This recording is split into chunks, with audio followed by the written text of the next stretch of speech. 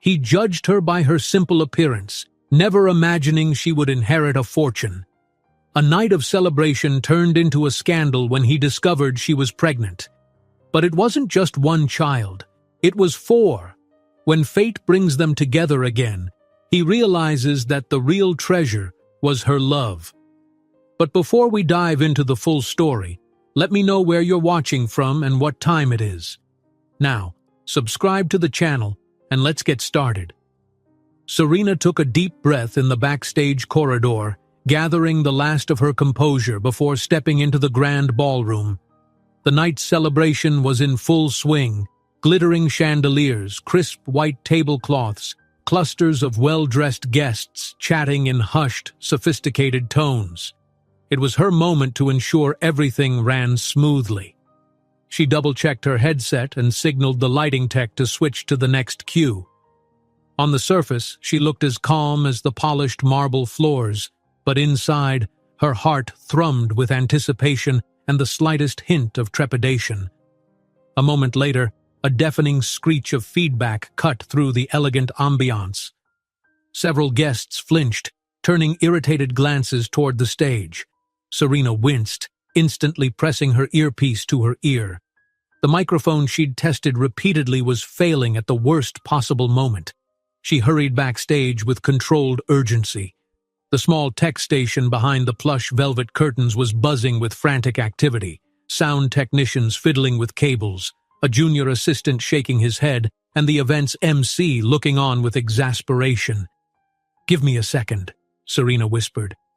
She bent to inspect the cable connections, managing to find a loose plug that was creating the infernal feedback. With a soft click, the noise died down, and the immediate crisis seemed resolved.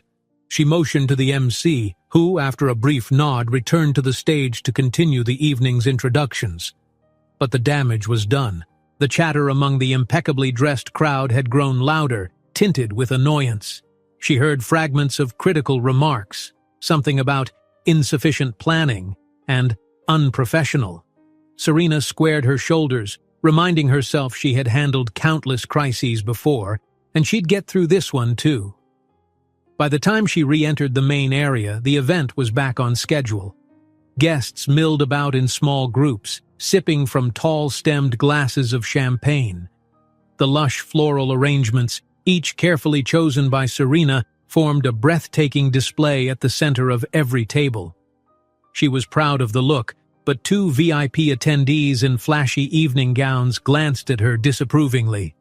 One of them murmured about disorganized staff, and Serena felt a pang of frustration. Still, she held her ground, politely inquiring if they needed anything. They simply gave her a dismissive nod and drifted away. She swallowed the sting of that encounter, focusing instead on a queue of waiters serving hors d'oeuvres. In the swirl of demands that accompanied every high-end event, she never let herself forget the ultimate goal: make everything perfect for the client. She was adjusting a centerpiece, ensuring the lilies arched gracefully, when the energy in the room shifted. A hush fell over certain groups, and a few heads turned toward the grand staircase that curved down to the ballroom floor.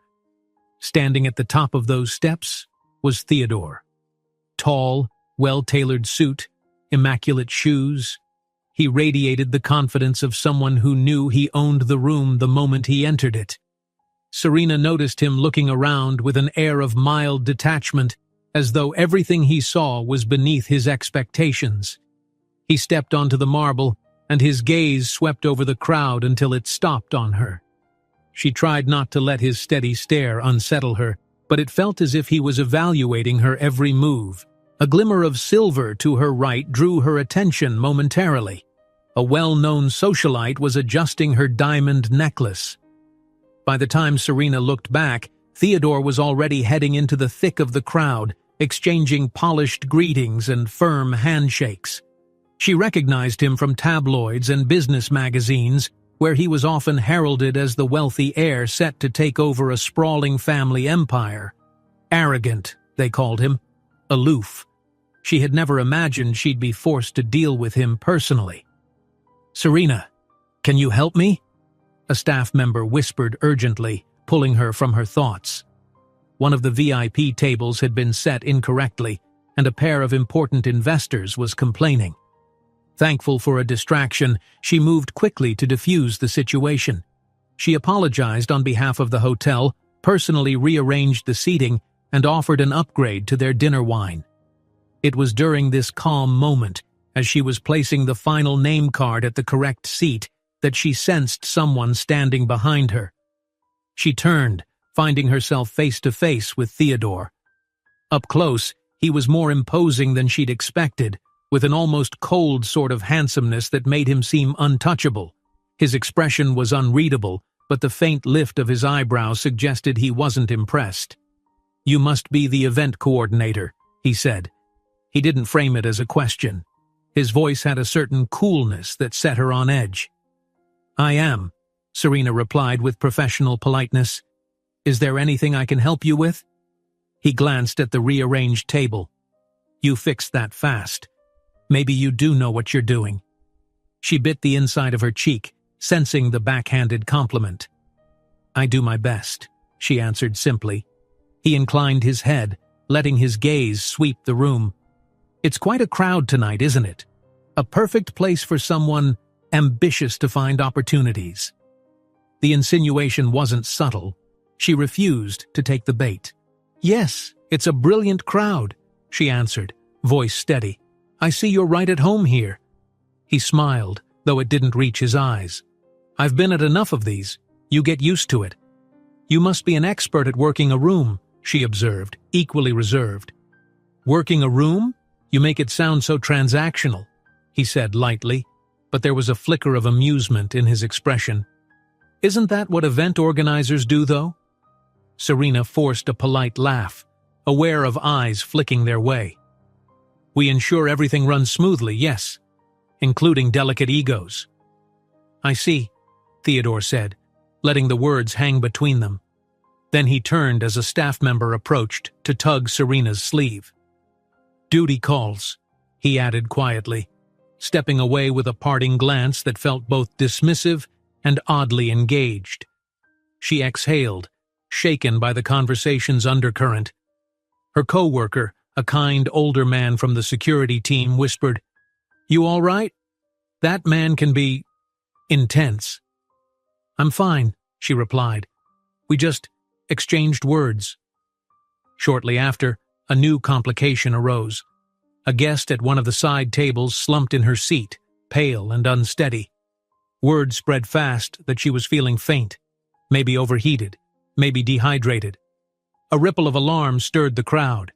Serena hurried to the guest's side, carefully urging her to sip water and breathe slowly.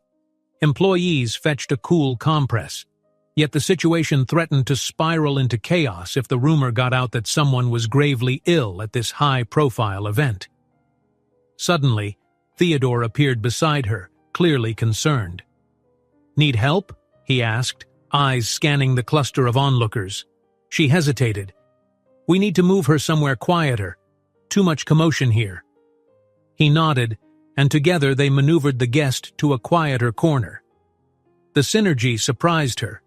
He stepped forward confidently, waving aside curious bystanders while she attended to the woman's comfort. Their teamwork was seamless, although they barely shared a word. Once the guest was settled and monitored by the hotel's on-call medic, an undercurrent of tension swelled between them. Theodore gave the woman's hand a final pat and straightened, turning to Serena. "I suppose I should commend your quick thinking." Serena tucked a loose strand of hair behind her ear. "Thank you for stepping in. It made things easier." He crossed his arms. "Looked like you had things under control.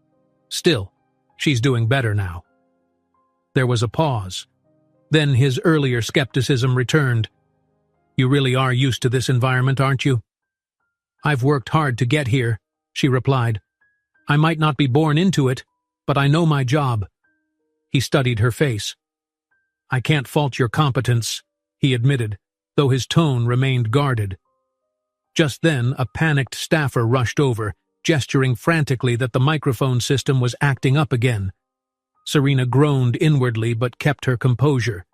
With a quick, "Excuse me," She hurried off to fix the issue. Within minutes, she and the audio team devised a workaround to keep the evening's speeches on track. Despite her frustration with the persistent technical problems, she felt a small swell of pride. She was saving this event from sliding into chaos.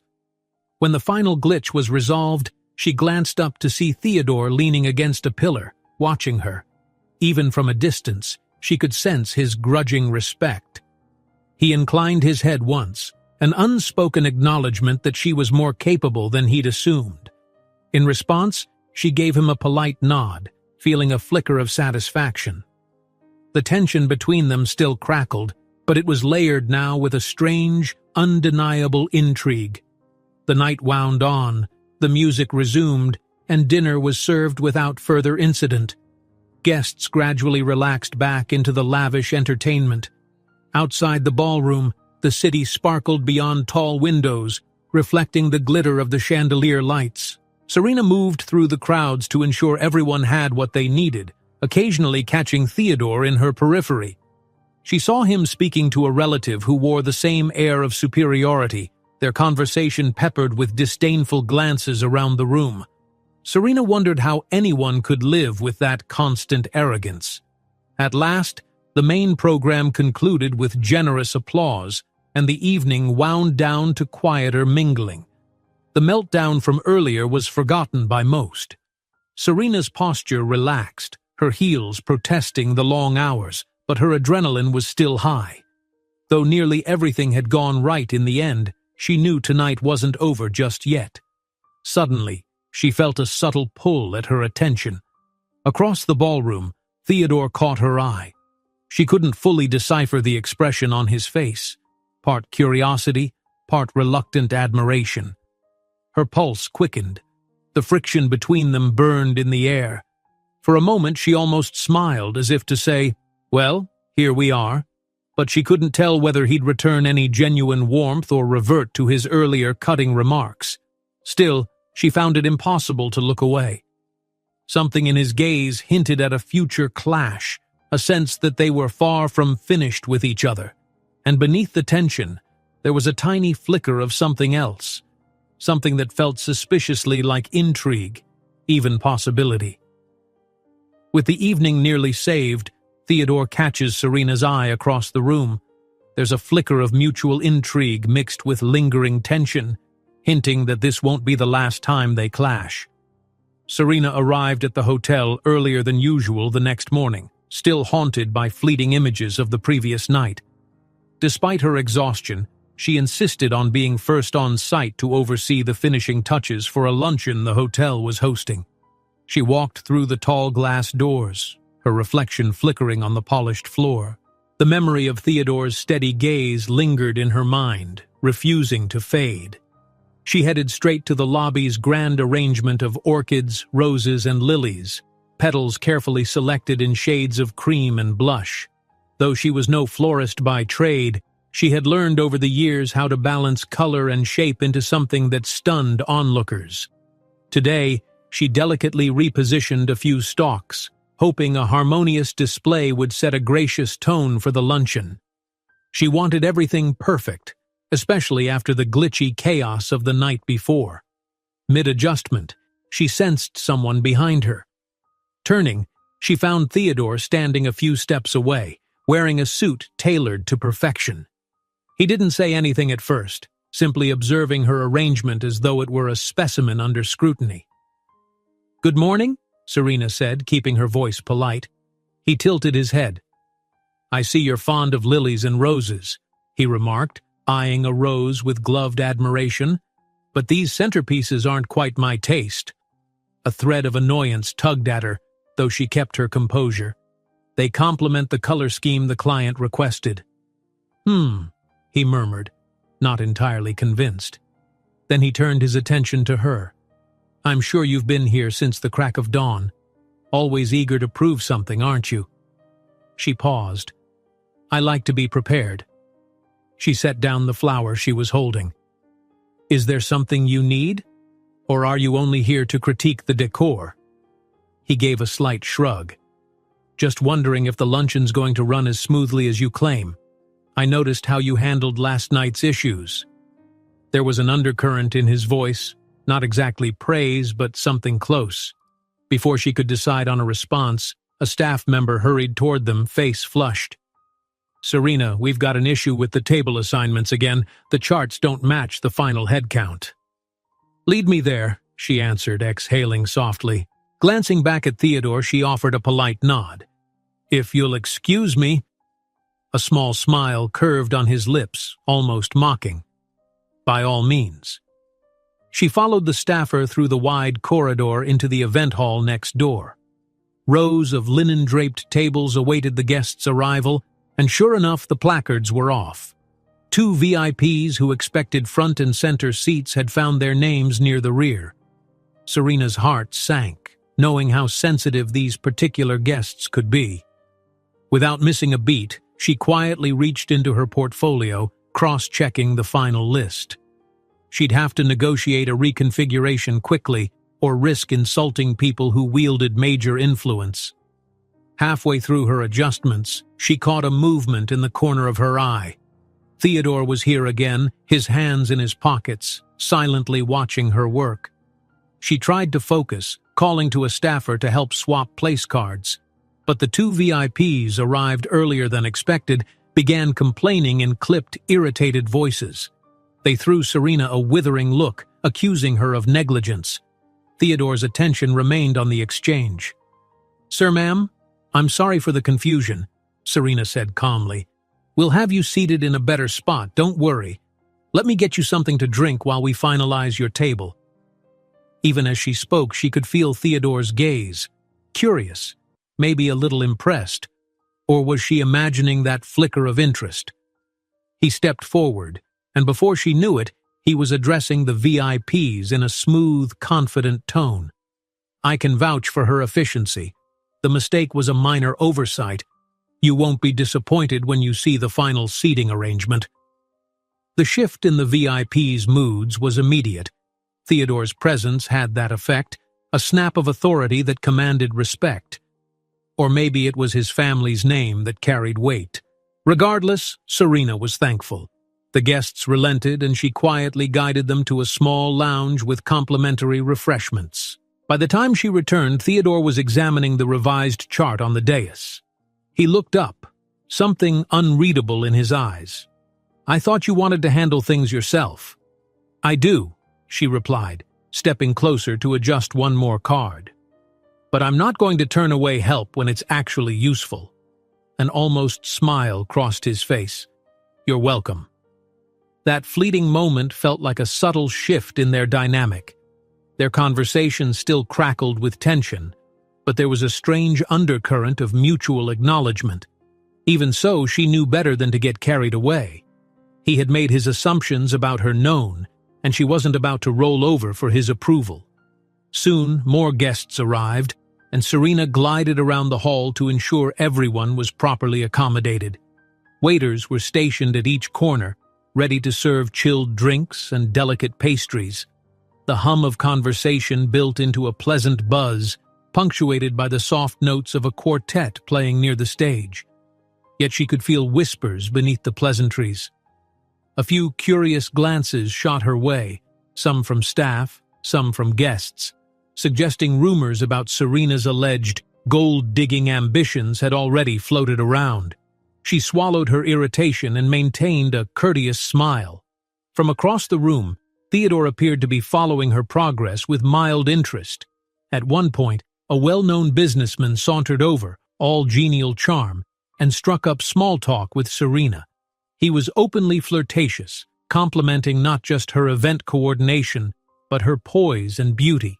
She stayed professional, politely sidestepping his suggestive remarks, yet aware it was fueling more gossip. A clink of a glass behind them signaled Theodore's approach.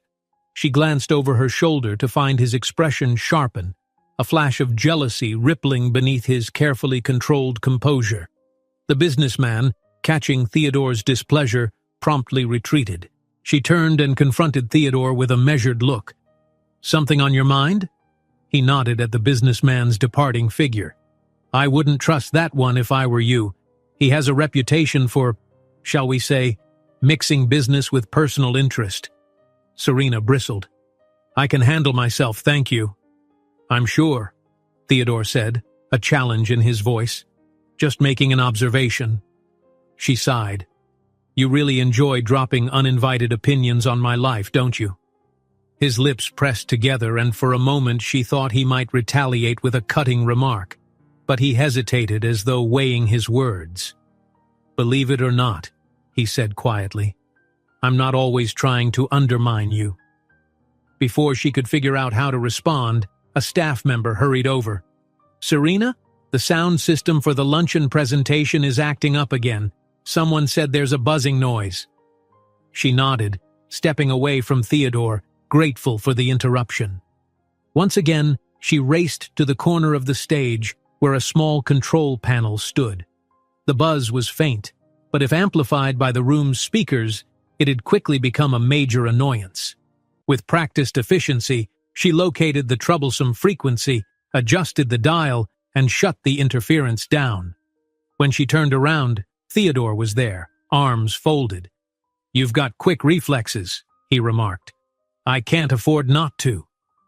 She took a breath, smoothing her skirt. "You seem to be everywhere I go, though." "Maybe because he began, but an approaching manager cut him off. The manager, unaware of any tension between them, promptly asked Serena to sign off on the final lunch schedule.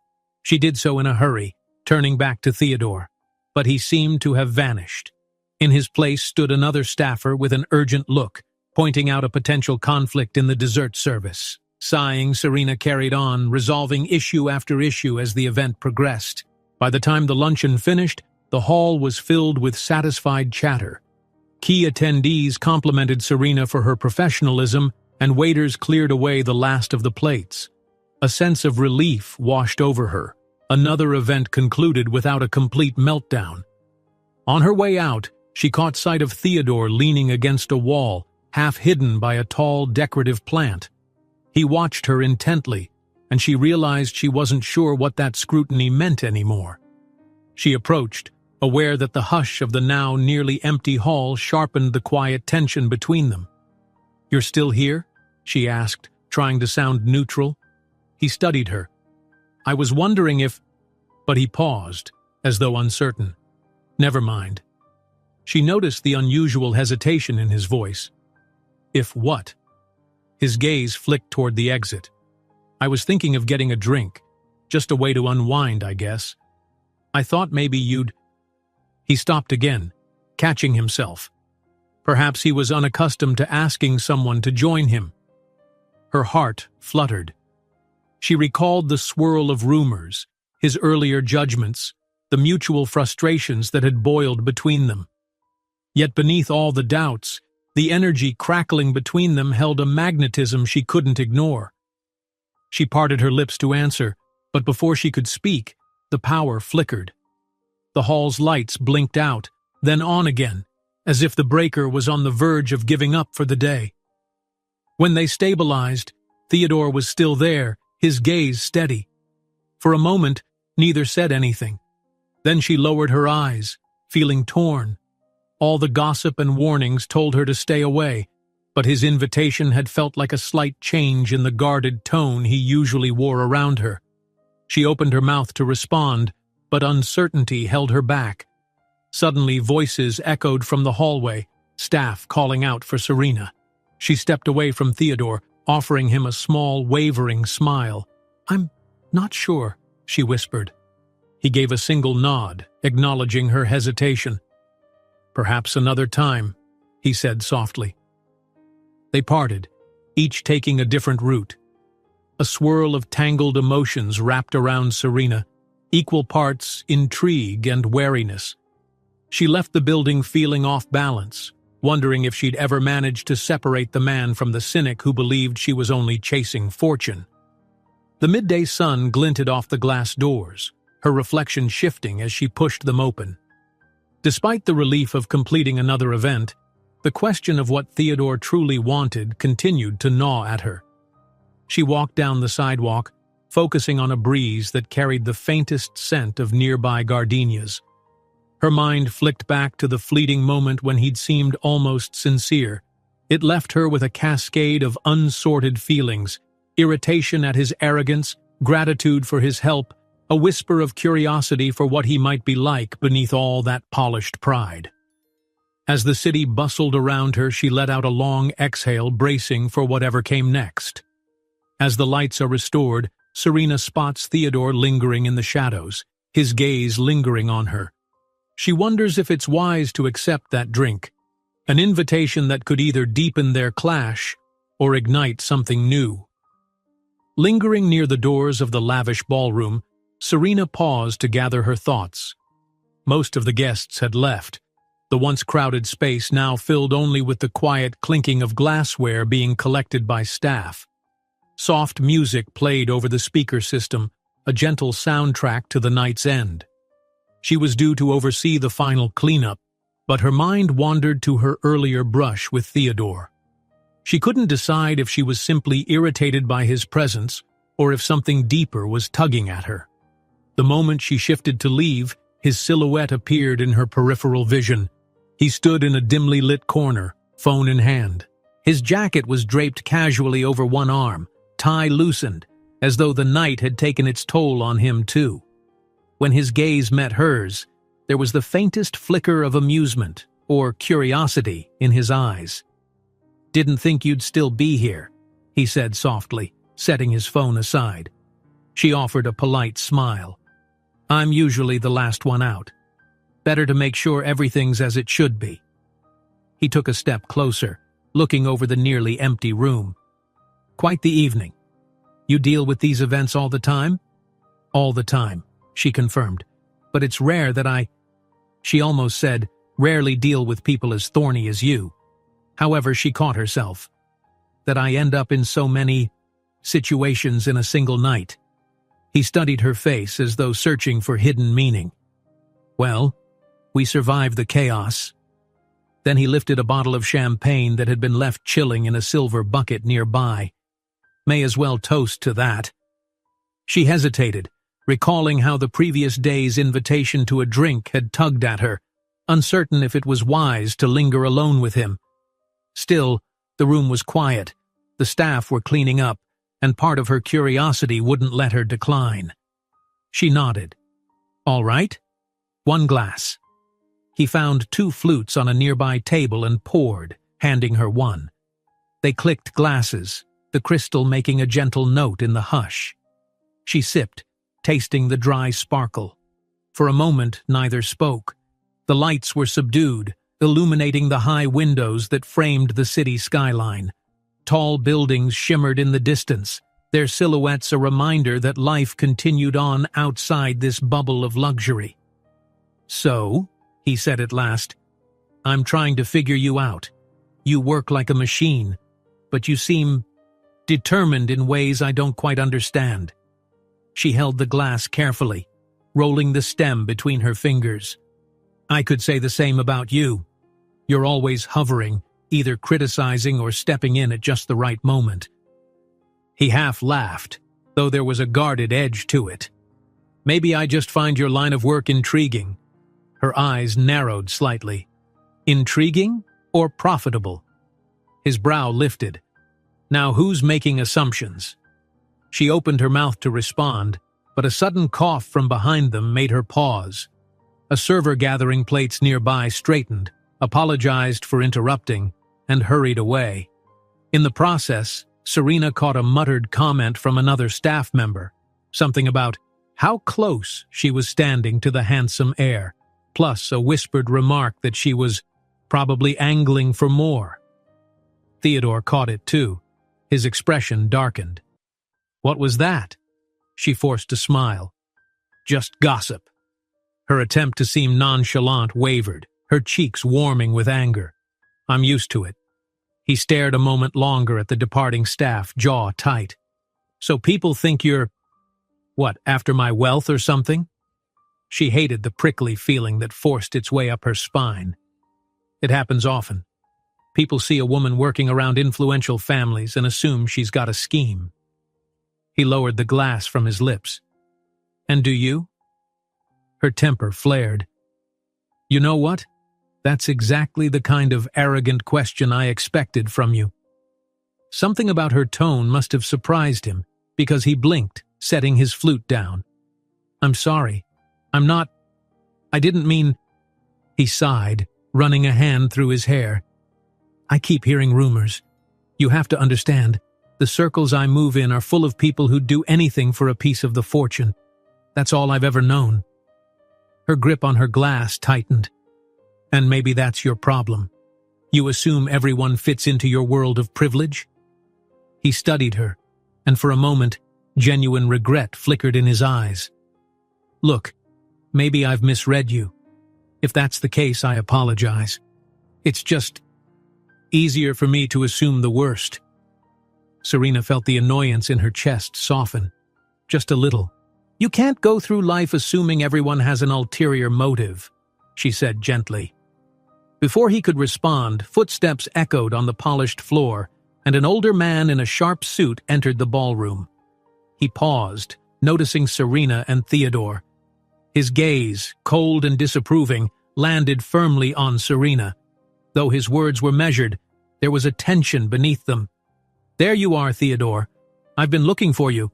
Didn't realize you were engaged.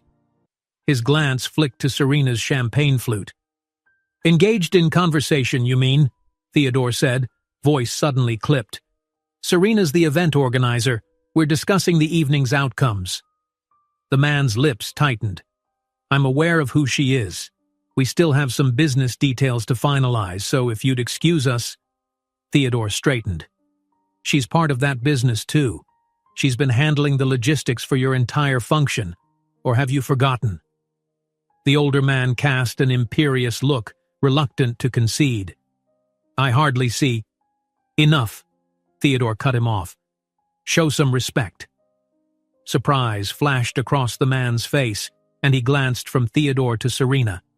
With a huff, he turned on his heel and strode away, muttering something under his breath. Serena's eyes flickered between the two. She had rarely witnessed Theodore defend her, certainly not so bluntly. When they were alone again, she exhaled quietly. Thank you, she said. But you didn't have to do that.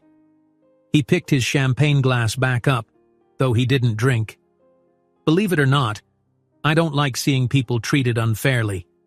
Even if I might have been guilty of it myself, he added softly. She offered the smallest of smiles, feeling an odd warmth in her chest. It was fleeting, though. The intensity of the moment made her realize she needed fresh air. I should step outside, she murmured. It's getting a bit stuffy in here. He nodded, setting his flute aside. Mind if I join? She hesitated, but the memory of the older man's disdainful glare propelled her forward. Suit yourself, she said quietly. Outside, the night sky stretched overhead, black velvet dotted with stars. The hum of distant traffic washed through the hotel's driveway. She breathed in, letting the cool air settle her racing pulse. Theodore stepped up beside her, silent for a moment, matching her gaze toward the city's rooftops. There, under the open sky, everything felt strangely more honest. She glanced at him. You mentioned your circles. Must be hard trusting people if you always suspect their motives. He kept his eyes on the horizon. I was raised to see relationships as transactions. That's not exactly a recipe for believing in authenticity. She nodded, feeling an odd pang of empathy. So that's why you keep looking at me like I'm part of some grand con. He lowered his gaze, face taut with something close to regret. Bad habit, I guess. But you... He paused, searching for the right words. You keep surprising me. I don't know what to think. Heat rose in her cheeks, though she wasn't sure why. She caught a faint scent of his cologne in the night breeze, and for a split second her hand brushed his, an accidental glancing touch that sent a jolt through her. They both froze, eyes locking. Neither spoke, but something charged and undeniable passed between them. Her heart thumped so loudly it almost drowned out the city noise. She took a careful step back. I need to finish checking on the staff. We're nearly done for the night. Right, he murmured, slipping his hands into his pockets. "I won't keep you." She returned inside, telling herself to stay focused. The corridor was quiet, a few staffers gathering supplies, some chatting in hushed tones. As she walked by, their conversation halted, and she glimpsed knowing smiles exchanged between them. A pang of unease rippled through her. She realized they might have seen her with Theodore, creating more fuel for the rumor mill. After distributing final instructions, she retreated to the makeshift office behind the ballroom. Stacks of event documents lay scattered across the table. She began tidying them, but her mind kept drifting to Theodore. Even though he'd apologized in his own awkward way, she sensed he hadn't fully let go of his suspicion. It lingered behind his every curious glance. Her friend from security stopped by, tapping lightly on the doorframe. "You okay? Heard you spent some alone time with our resident heir again." She stiffened. It wasn't what it looked like. He was just... She trailed off. Even to her own ears, the explanation sounded hollow. "People are talking, you know. Stories about you trying to rope him in. Some folks are spinning it like you're laying the groundwork for bigger things." He tried to keep his voice gentle, but it only amplified her frustration. She finished stacking the papers, her expression tight. "I'm just doing my job." He nodded sympathetically, then left her alone. The overhead light seemed suddenly harsh. As she packed her bag, each rumor weighed on her like an invisible anchor. She tried to shrug it off, telling herself she'd faced worse. But the sense of betrayal lingered. She'd never asked for Theodore's attention, let alone the swirling accusations that came with it. When she stepped back into the now deserted ballroom, she spotted him near one of the tall windows, eyes on his phone. He didn't look up as she passed, but she could tell from his posture that he was tense. She wondered if he'd also been bombarded by remarks. Maybe he was scolding himself for lowering his guard around her. Slipping through the side exit, she let the door close behind her with a quiet click. Outside, the air felt cooler than before. She paused, hugging her arms, uncertain if she'd done the right thing by indulging that midnight toast, by allowing the lines between them to blur even slightly. A swirl of emotions, hurt, anger, curiosity, pressed against her chest. Thoughts of the rumors followed her to her car, each one underlining Theodore's lingering doubt. He might have defended her once, but that didn't erase the complicated suspicions swirling in his head. Driving away from the venue, she wrestled with the uncomfortable truth that she was beginning to care about how he saw her. It made her uneasy, stirring questions she wasn't ready to face. Long after the building disappeared in the rearview mirror, her pulse still fluttered at the memory of their silent moment under the stars. She found herself wishing that, just once, someone would see her for her real value and not judge her by her background or supposed motives. Yet all around her were whispered claims about her chasing wealth. Part of her worried that Theodore might always see her as a potential threat to his dynasty rather than a real person. She drove on, headlights illuminating empty streets, battling the confusion in her mind. However complicated it was, she sensed an undercurrent that bound them together, one that could spark either fierce conflict or a deeper connection. The only question was whether trust could ever grow in a soil so full of suspicion. Serena leaves the venue feeling both hurt by the gossip and strangely drawn to Theodore. She wonders if she'll ever be seen for who she truly is, or if Theodore's distrust will overshadow the undeniable sparks between them. Serena stared at the rows of paper lanterns strung across the hotel's private lounge, making sure each bulb was lit. The soft glow gave the space a cozy warmth, a striking contrast to the usual formal grandeur. Tonight was meant to be a relaxed, celebratory dinner for the event staff, honoring their hard work and resilience after several big functions back-to-back. She told herself she'd just stop by, offer her thanks, and slip out early. But as she surveyed the room, she realized she couldn't deny the slight excitement fluttering in her chest. Perhaps a bit of laughter and camaraderie was exactly what she needed to brush away the lingering tension that clung to her ever since Theodore had wandered into her life. The lounge gradually filled with chatter as staff members filtered in. A few had changed into casual outfits, relieved to escape the formal uniforms they usually wore. Soft music played from a discreet speaker near the bar, and the air smelled of fresh pastries and savory appetizers. Serena walked from table to table greeting her colleagues. They teased her playfully about being the hero of every crisis, and she accepted the compliments with a modest smile, even though she felt a pang whenever she remembered how the rest of the world whispered that she was only out for personal gain. Halfway through the evening, she noticed a sudden hush at the entrance. Serena turned to see Theodore standing in the doorway, scanning the room with polite curiosity. He wasn't dressed in the sharp suits she always saw him in. Instead, he wore a simple jacket, crisp shirt without a tie, and dark jeans. For a moment his eyes landed on her, and an odd current passed between them. She felt her heart skip. She walked over, curiosity piqued. "I'm surprised to see you here." He lifted one shoulder in a casual shrug. "The hotel manager mentioned a dinner for the staff. I figured I might as well drop by and congratulate everyone. The events have been successful." His gaze swept the room, then returned to her. "I wasn't sure you'd want me around."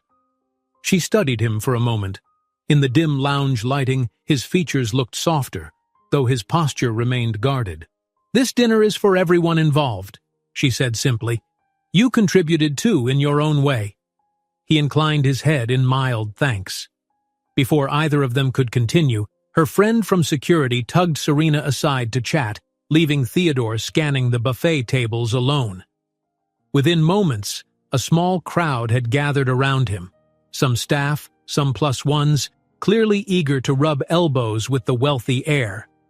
Serena couldn't help but notice how he handled their enthusiasm with polite efficiency, though his eyes kept drifting back to her across the room. When the makeshift buffet opened, conversation turned lively. People heaped plates with grilled vegetables, miniature quiches, and a variety of canapés. Serena ended up seated at a corner table with a few colleagues, while Theodore took a seat a few spots away. She tried not to stare, but it was hard to ignore the quiet magnetism between them, even from that distance. His half-smiles, the tilt of his head in her direction, each small gesture made her pulse flutter against her will. A burst of laughter erupted from the next table, where someone raised a champagne glass and offered a toast to our fearless coordinator Serena, who saves us from microphone malfunctions and meltdown guests. Applause and cheers followed, and she dipped her head shyly, holding her own glass up in acknowledgement. Then, as if spurred by the toast, another colleague added, "And let's not forget our VIP assistant when we had that fainting guest, Theodore, the man who stepped in at the right time." More laughter. Theodore gave a reserved nod, but the grin tugging at his mouth was genuine enough to spark a wave of good humor. For a brief moment, everyone seemed united, forgetting the usual gossip and tensions. Not long after, music with a steady, upbeat rhythm replaced the soft background tunes. A few staff members, already a bit tipsy, pulled each other to an open space near the corner, turning it into an impromptu dance floor. Serena found herself smiling at the sight of her co-workers, people who normally toiled away behind the scenes, relaxing in carefree movements. To her surprise, Theodore stood, approached her table, and offered his hand. "Shall we?" he asked in a low voice that only she could hear. Her eyes flicked to his outstretched palm and then to the curious glances of the people around them. A spark of rebellious excitement surged through her. She set aside her reservations and slipped her hand into his. Together they crossed to the small space where others were already dancing. A slow, sultry tune replaced the upbeat track, guiding the dancers into a swaying rhythm. Unsure how to proceed, Serena hovered, but Theodore rested one hand lightly at her waist and pulled her gently closer. The closeness made her breath catch. She was acutely aware of his warm presence. Although she'd orchestrated countless events with dance floors, she rarely took part in them herself. "Relax," he murmured, leaning in so only she could hear. "You're always in control. Tonight you can let go." She let her gaze drop, inhaling the faint scent of his cologne. "Easier said than done," she admitted softly. Then she forced her shoulders to loosen, following his movements as they danced among the others. They revolved slowly, the lights dim, the chatter softened. She noticed for the first time how the tension in his shoulders seemed to have lessened too. They barely spoke, but the subtle friction that had defined all their previous interactions was replaced by an unspoken awareness. It felt alarmingly comfortable, as though they'd done this 100 times before. When the song ended, Serena was startled by the swirl of clapping and laughter around them. She realized that for a moment they had been entirely focused on each other, oblivious to the rest of the lounge. The next track kicked in, more energetic this time, and the dancers jostled around. She and Theodore made their way to the edge of the makeshift dance floor, panting softly. He offered her a playful smile, a look that cut through his usual haughtiness. "You're a good dancer." She shrugged, heart racing. "I just followed your lead." She noticed that people were looking at them, perhaps reading too much into a single dance. Self-conscious, she took a step back. "I should check in with the others, make sure everyone's doing okay." Before she could slip away, a co-worker intercepted them, joking that they should have a toast for the star dancers. Glasses of champagne were passed around. Serena normally would have been cautious, but caught up in the cheerful energy, she let the bubbles ease the tension in her shoulders. One toast turned into 2, then 3. With each sip, she felt a warm buzz that blurred the edges of her usual restraint. Eventually, she ended up near the bar, resting against the polished counter. The lounge was more subdued now. The music was calmer. Some people had gone home, and the rest chattered in relaxed clusters. Theodore approached again, hands in his pockets. She felt her pulse kick up. Perhaps it was the champagne, or maybe just the residue of their dance, but she sensed the atmosphere shifting between them. He stepped closer, leaning against the bar beside her. Their eyes met, neither wanting to break the gaze. After a moment he spoke, his voice hushed so that only she could hear. "I owe you an apology." She swallowed. "For what?" "For judging you too quickly," he said. His gaze flickered with something that resembled vulnerability. "The rumors are always loud, always trying to paint people with the same greedy brush. But you've shown me again and again that you just want to do your job." Warmth filled her chest, and a cautious, grateful smile curled her lips. "Well, thank you." She lowered her eyes. "I appreciate that." A slow, melodic track came on, and they were both momentarily distracted by the mood it brought to the room. Then Theodore looked back at her. "And also," he added, "for being braver than I gave you credit for. You never hesitate to face a crisis, big or small." She chuckled softly, resting an elbow on the counter. "If I let fear control me, I wouldn't last a day in this business." He seemed to consider her words, nodding to himself. Then a spark of something flickered in his eyes again, something that reminded her of how he'd pulled her onto the dance floor. Without warning, he reached for her hand. "Let's step outside," he suggested, his voice low. Confusion washed over her, but she followed him to the lounge's side exit, drawn by his sudden impulsiveness. Outside, the air was cooler, and the stars were visible beyond the glow of city lights. They stood near the railing of a small terrace. Behind them, the muffled laughter and music drifted through the closed doors. The tension in the night air was palpable. She heard her own heartbeat pounding in her ears. Theodore let go of her hand, but stayed close. After a moment's hesitation, he reached up, tucking a stray wisp of her hair behind her ear. Their eyes locked in a moment that felt strangely unreal. "Serena," he murmured, his voice raw with an emotion she hadn't heard from him before. She parted her lips, about to question him, but he closed the distance in one swift movement. His mouth brushed hers, tentative at first, as though he wasn't entirely sure she'd allow it. Yet she felt her own pulse roar with a surprising urgency. and before she knew it, her hands lifted to his shoulders, responding to the warmth and the gentle pressure of his kiss.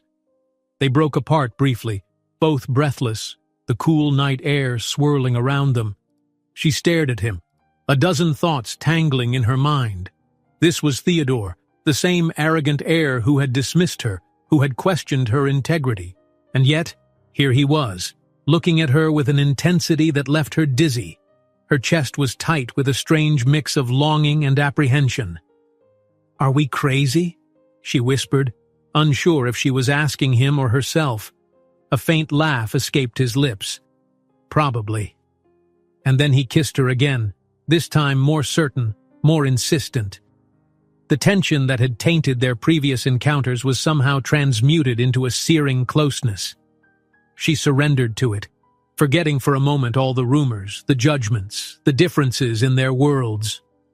By the time they returned to the lounge, the last group of staff was departing, oblivious to what had just happened on the terrace.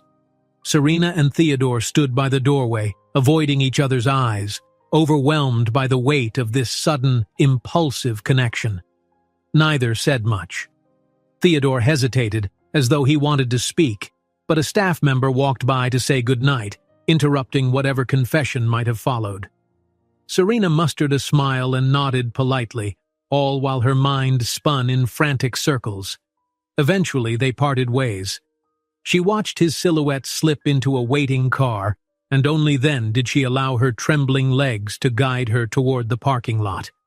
A swirl of elation and apprehension coiled in her stomach, the aftertaste of champagne mingling with the memory of his lips. She told herself she needed to steady her thoughts, but they wouldn't comply. Driving home on nearly empty streets, she kept replaying the scene on the terrace, replaying his voice, the feel of his hands. Her world had shifted, yet she didn't know if it was for better or worse. A kiss that heated and confused her in equal measure, one that hinted at new possibilities but carried the weight of countless unanswered questions. She reached her apartment well after midnight, still buzzing from the evening's turn of events. A single question haunted her. What would morning bring? Would he regret everything? Would she? Exhausted, she dropped onto her bed but found no sleep, only a restless anticipation for the consequences that surely awaited them both. The next morning looms with the aftershocks of that impulsive kiss. Unbeknownst to them both, it foreshadows far bigger consequences than either can imagine. Morning sunlight streamed through the curtains, falling across Serena's bed in golden stripes. She blinked, trying to ease the heavy fog in her mind. For the past several days, she had woken with a clenching in her stomach, an unfamiliar exhaustion that refused to lift. She curled into her pillows, feeling a swirl of nausea, and forced herself to breathe slowly. No more ignoring the signs. Something was different. She swallowed, recalling how her appetite had vanished these past couple of weeks, replaced by odd cravings and a near-constant low-grade queasiness. She swung her legs off the bed and glanced at the time. Another day, another event to oversee. Rising stiffly, she pressed her palm against her lower belly, a nagging fear pricking her thoughts. It can't be, she told herself. But the idea wouldn't let go. Moving on autopilot, she dressed, grabbed her phone, and hurried out the door. Down on the street, the city pulsed with life, morning traffic, the hum of conversation, vendors setting up stalls. Serena navigated the throng, her head pounding from lack of decent rest. On a whim, she stopped at a pharmacy. Clutching a small paper bag containing a pregnancy test, she exited, heart hammering. She'd handle this after work, she decided. Better to keep busy than to be alone with worry.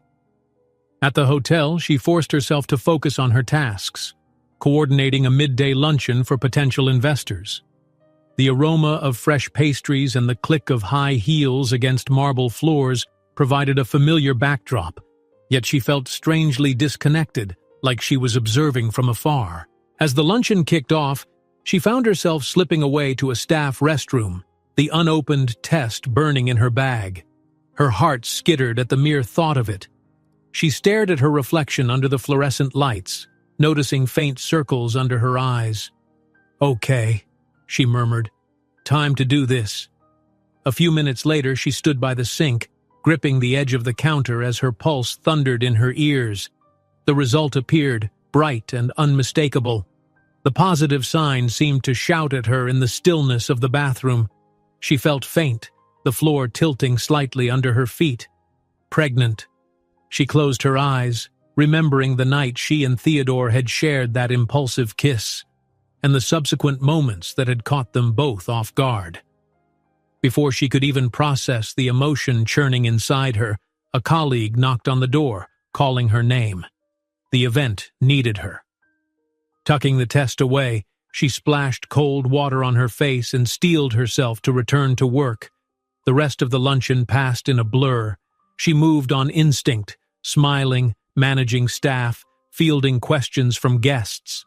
The whole time, a steady hum of panic and disbelief rattled in her chest. When the final guest departed, leaving behind half-empty cups and folded napkins, Serena found a quiet corner and tried to breathe. She pulled out her phone, heart pounding. She had to let Theodore know.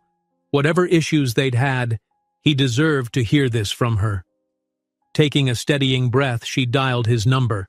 It went straight to voicemail. She tried again an hour later, only to get the same result. Her stomach tightened.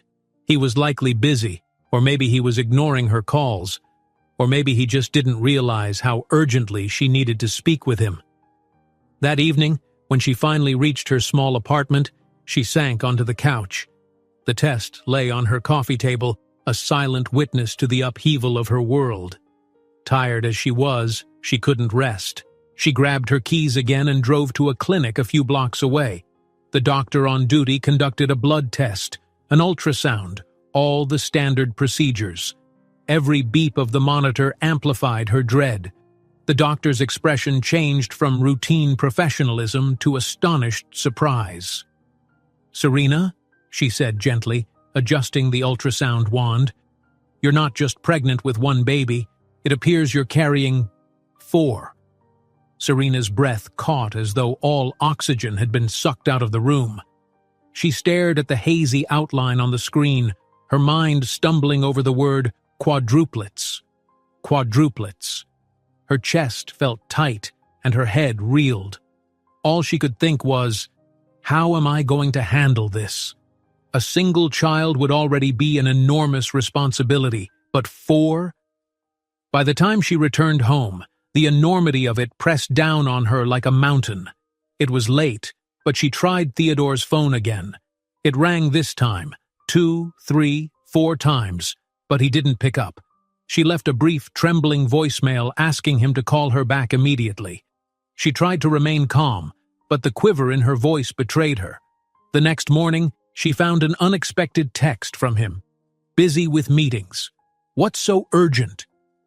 She stared at the screen, heart hammering. There was no easy way to say I'm pregnant, 4 times over. Deciding it needed to be face-to-face, she suggested a meeting. Hours passed without a response. As the day dragged on, rumors began to swirl at the hotel. Someone had caught a snippet of Serena's anxious phone calls and misread her hushed tone. Soon, the whispering grew. People speculated she was fishing for money or attention. The tabloids somehow got wind that Theodore and Serena had shared some kind of moment in the past, fueling stories of a scandalous fling. By lunchtime, her phone buzzed with notifications from acquaintances, each message laden with curiosity or scorn. She managed to corner Theodore in a hallway near a smaller conference room that afternoon. He wore an impeccably tailored suit, an exasperated look on his face as though her presence was an unwelcome distraction from his schedule. "What is it?" he snapped. "I'm in the middle of finalizing a major business deal." She drew in a shaky breath. "I need to talk to you privately." He glanced at his watch, impatience radiating from him. "You've got 2 minutes." Her pulse hammered. This wasn't how she'd imagined telling him. "I'm pregnant," she blurted. "And they're your—" Before she could finish, he let out a sharp breath. "You can't be serious." His voice dipped to an angry whisper. You think coming to me with a wild claim will get you money? I thought you were above this." She bristled, tears burning at the corners of her eyes. "I'm not lying. Check the facts." She tried to keep her voice from trembling. "I came to you because you have a right to know." He waved a dismissive hand. "I've seen this game before. The tabloids are all over it. Gossip that I was involved with some event organizer looking to upgrade her life. That's you, right?" Her eyes stung with a mix of anger and hurt. "How dare you?" "Enough," he hissed. "I'm not in the mood for manipulative tactics." Then he spun on his heel and marched away, leaving her rooted in place, heart pounding so hard she could barely breathe. Only after he disappeared around the corner did she realize her cheeks were wet. She quickly wiped them and hurried to the nearest exit, ignoring the stares of passing staff. Outside, the air felt sharp and cold against her flushed skin. A wave of dizziness overtook her, forcing her to sit on a low bench. Passers-by spared her odd, sympathetic looks. Beneath her throbbing grief, a spark of fury grew. She had thought, maybe naively, that Theodore would at least listen. But he'd thrown her desperation in her face, accusing her of seeking a payout. She wrapped her arms around herself, the weight of the quadruple pregnancy heavier than ever. Later that night, safely back in her apartment, a friend from the hotel dropped by. Concern glimmered in his eyes when he saw her blotchy cheeks and trembling hands. She confessed in a broken whisper about the doctor's appointment. He sat with her, making tea, comforting her when she began to tear up again. "Look," he said, pressing a warm mug into her hands. "This is big, really big. But you don't have to go through it alone." She clutched the mug, nodding, though deep down she felt utterly isolated. Not only was Theodore rejecting the truth, but now the press had latched onto rumors of her supposed pregnancy scandal, painting her as a gold-digging opportunist. More than once that evening, her phone pinged with messages from acquaintances or even strangers looking for details. Mortified, she turned it off. As if her emotions weren't stretched thin enough, a letter arrived the following day. The envelope bore the neat scrawl of a law firm she didn't recognize. Opening it, she scanned the first lines and froze. It mentioned a distant uncle, gravely ill, with no heirs other than her, and a possibility of inheritance. She set the letter down, mind reeling. How had her life twisted into this tangled mess of extremes? Impoverished event organizer one moment, potential heiress the next. Pregnant, ×4, carrying the children of a man who refused to believe her. Staring at the letter, she fought the wave of dizziness creeping up again. She was far too exhausted to register any sense of relief or excitement at the news. And what would it matter if everyone else labeled her a manipulator anyway? She sighed, remembering Theodore's fury.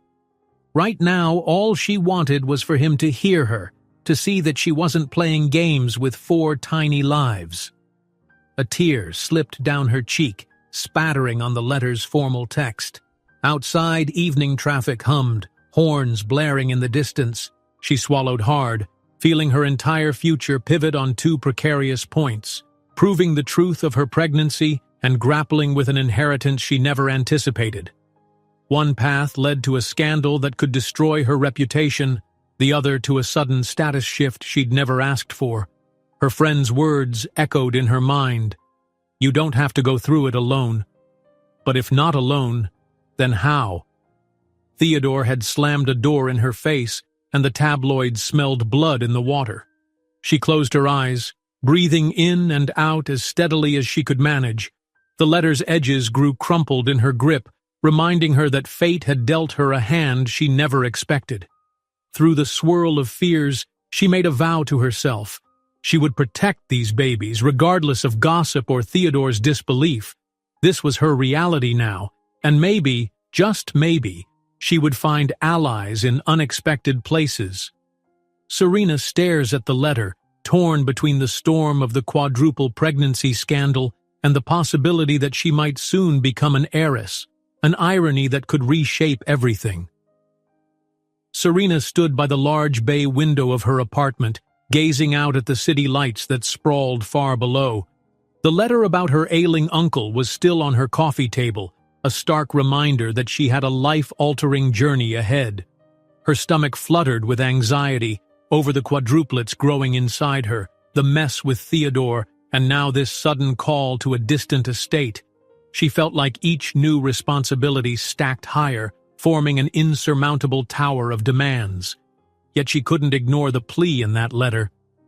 Her uncle was fading, and for some unknown reason, he'd chosen her as his only heir. Early the next morning, she packed a small suitcase and set off. The trip led her far from the urban sprawl she was used to. Hills and open fields replaced towering buildings, the sky wide and clear as she drove.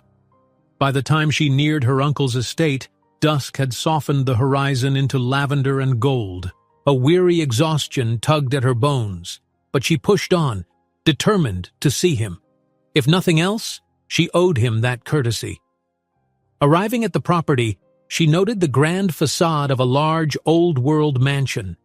Tall windows glimmered with warm light, and an anxious hush seemed to cover the grounds.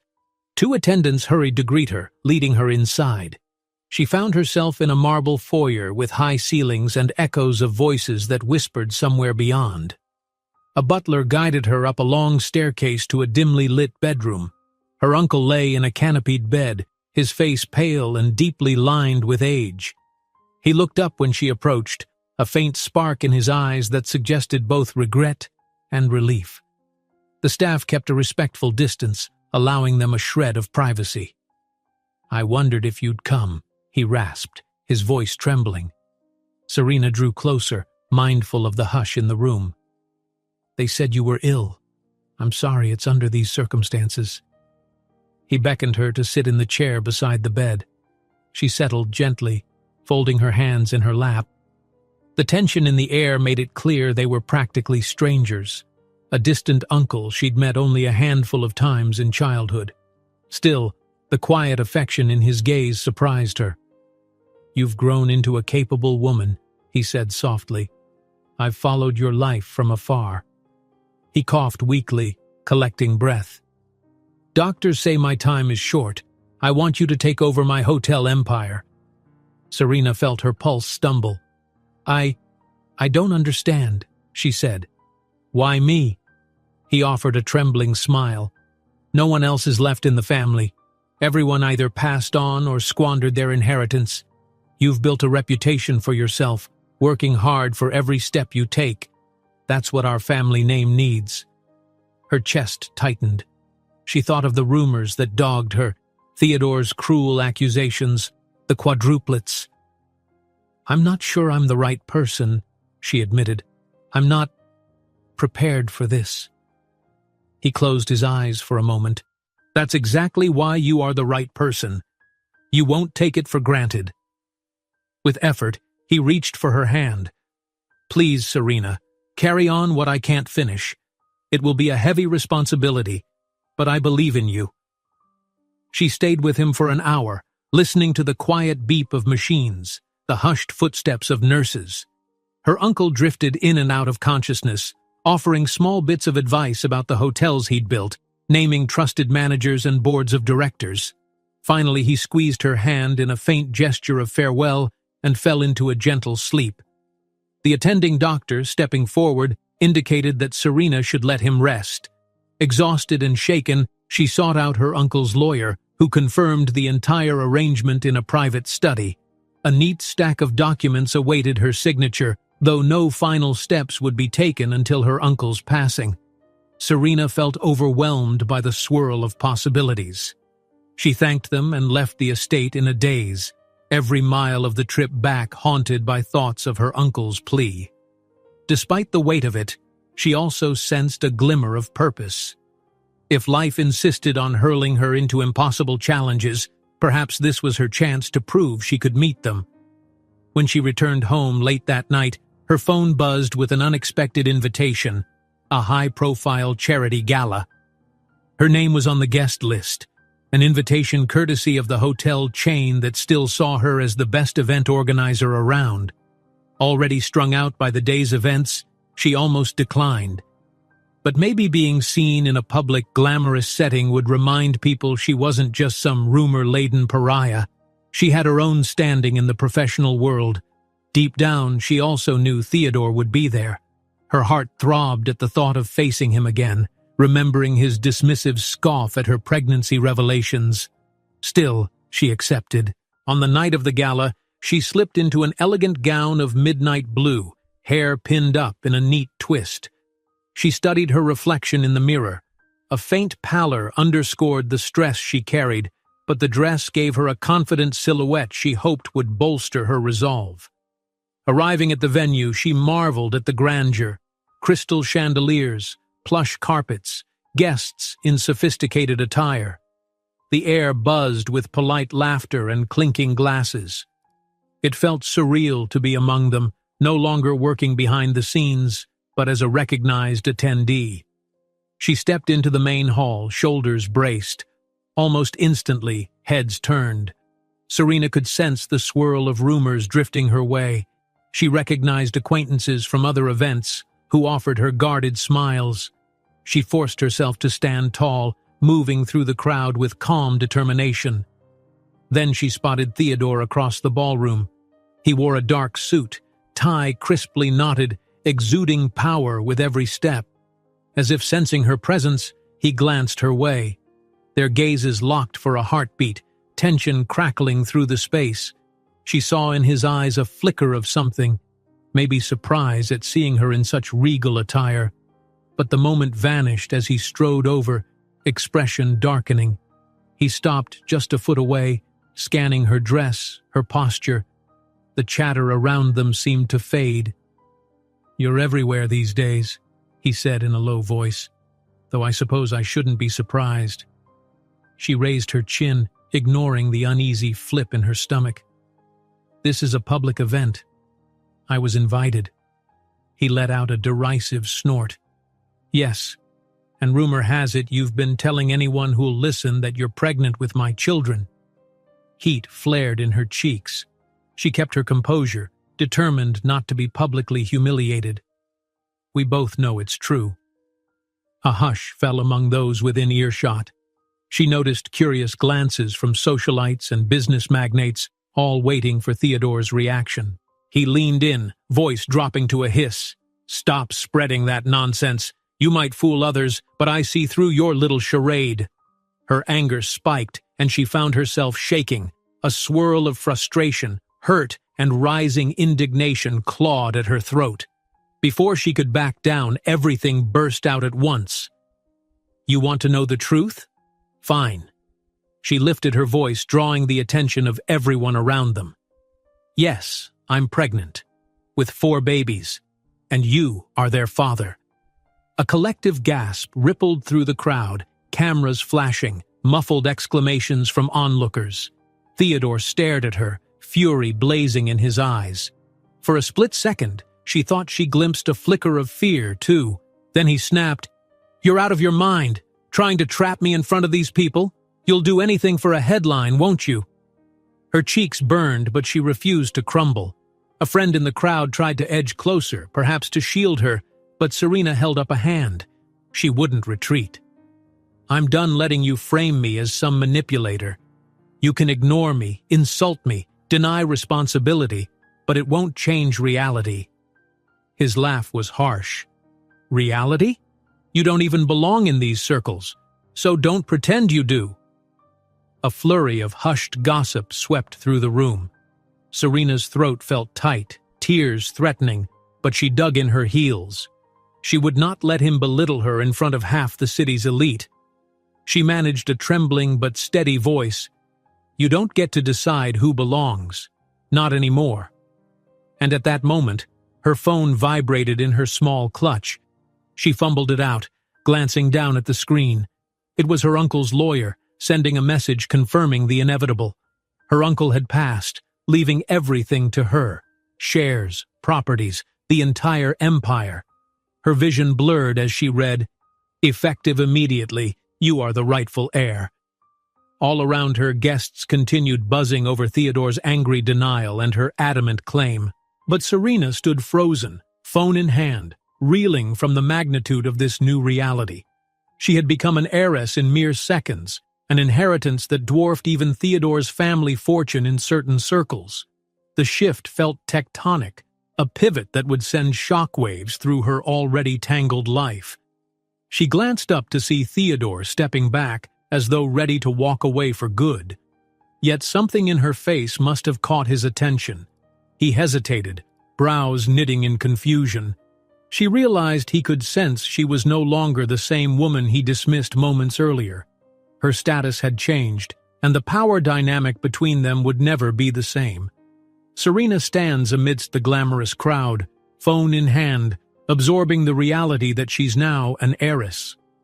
Meanwhile, Theodore, on the verge of walking away for good, realizes something about her has changed, and it shakes him to his core. Serena stood at the window of her newly inherited office suite, gazing at the bustling city below. From her vantage point, she could see glittering skyscrapers and a never-ending flow of traffic. Just a week earlier, she wouldn't have dreamed of occupying such a lofty position in a prestigious tower dedicated to her uncle's hotel empire. Yet here she was, clutching responsibilities so large they nearly crushed her under their weight. She rested a hand on her belly, feeling the slightest stir of discomfort. Sometimes, she imagined she could sense the quadruplets moving, though it was still early. The thought warmed her with a delicate surge of protectiveness. Turning away from the glass, she scanned the sleek conference table surrounded by leather chairs. She had convened a meeting with the board of directors who had overseen her uncle's holdings. Their cautious respect indicated they were still trying to figure her out. Some offered tentative compliments. "Your uncle spoke highly of you," one man remarked. "We stand ready to support you in whatever capacity you require," chimed in another. She nodded, carefully disguising her jitters. Each conversation felt like treading unfamiliar ground. The board members relayed project updates, financial forecasts, and staff concerns across multiple hotels. She scribbled notes, reminding herself to stay focused, even though exhaustion tugged at her. If this inheritance was truly hers, she intended to honor her uncle's legacy as best she could. By the end of the day, she was both exhilarated and worn out. The swirl of media scrutiny also weighed heavily on her. Journalists waited outside the building, peppering her with questions whenever she emerged, flashbulbs popping and microphones shoved uncomfortably close to her face. They wanted an angle, some scandalous detail about the surprising transition of power or her alleged scheme to exploit Theodore. Instead, Serena gave them polite but vague sound bites, determined to keep her personal life firmly out of their reach. The pregnancy remained the hottest topic in the tabloids. Some outlets framed it as a fairy tale. Destitute girl becomes heiress overnight, carrying billionaire's babies. Others were more cynical, suggesting she had orchestrated the entire scenario to corner Theodore into fatherhood. Each headline tightened a knot of stress in her chest. She'd wake in the morning to fresh bouts of nausea, not sure whether to blame hormones or anxiety. Even so, she pressed forward.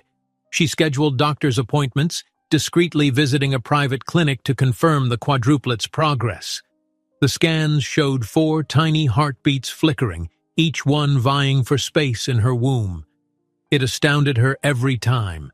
Though the swirling turmoil of her life hadn't slowed, at least she could cling to this quiet miracle growing inside her. Meanwhile, Theodore found himself cornered by the scrutiny as well. Rumors reached Serena that he was taking relentless heat from his own family, who demanded to know whether these pregnancy claims were true.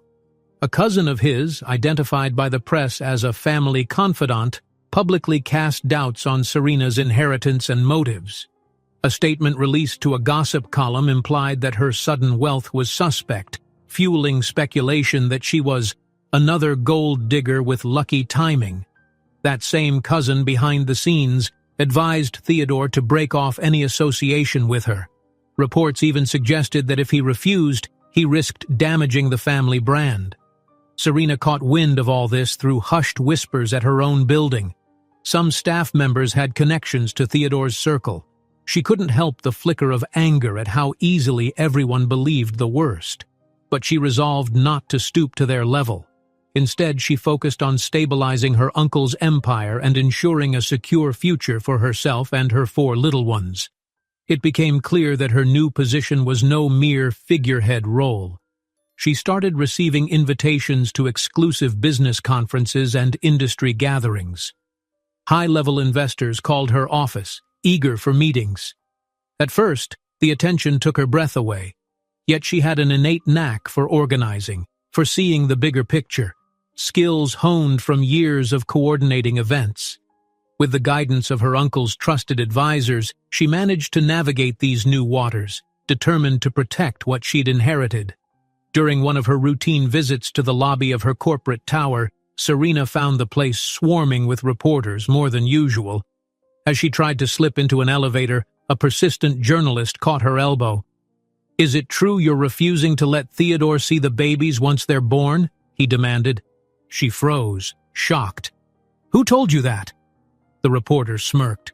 "Sources close to him say you plan to keep them away unless he pays child support." Her cheeks flamed with indignation, but she forced composure. "That's absolutely false. I have never once denied him the opportunity to step up as a father." She wrenched free, stepping into the elevator. The doors slid shut before the journalist could toss another question her way. The incident rattled her. Once alone in her office, she sank into the plush chair and massaged her temples. Was Theodore feeding such lies to the press, or was someone else in his circle fueling the rumors? She had no answer. Instead, her assistant knocked gently on the door, presenting her with a file of urgent business proposals and a new invitation. She recognized the invitation's embossed family seal immediately.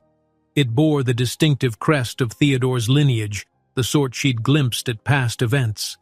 Inside, a letter from Theodore's father politely requested her presence at a private dinner to discuss matters of business synergy between the families. She almost laughed at the formality. The note also referenced the best interests of the unborn children, which made her heart pound. But as quickly as the spike of adrenaline hit, so did the dread. Was this a trap, a PR stunt, or a genuine olive branch? Nevertheless, this invitation was one she couldn't easily refuse. If Theodore's father wanted to speak, it might be the only way to force them all into the same room, where she could finally set certain truths straight without tabloid interference. She tucked the letter away, mentally steeling herself for whatever confrontation lay ahead. In the days that followed, she poured her energy into learning more about her uncle's empire. She attended strategy meetings, restructured outdated systems, and quietly earned the respect of managers who'd long been loyal to her late uncle. Some expressed skepticism at first. An event organizer turned heiress might lack the business acumen required to run multinational properties. But with each meeting, Serena revealed a balanced blend of practicality and vision, leaving them pleasantly surprised.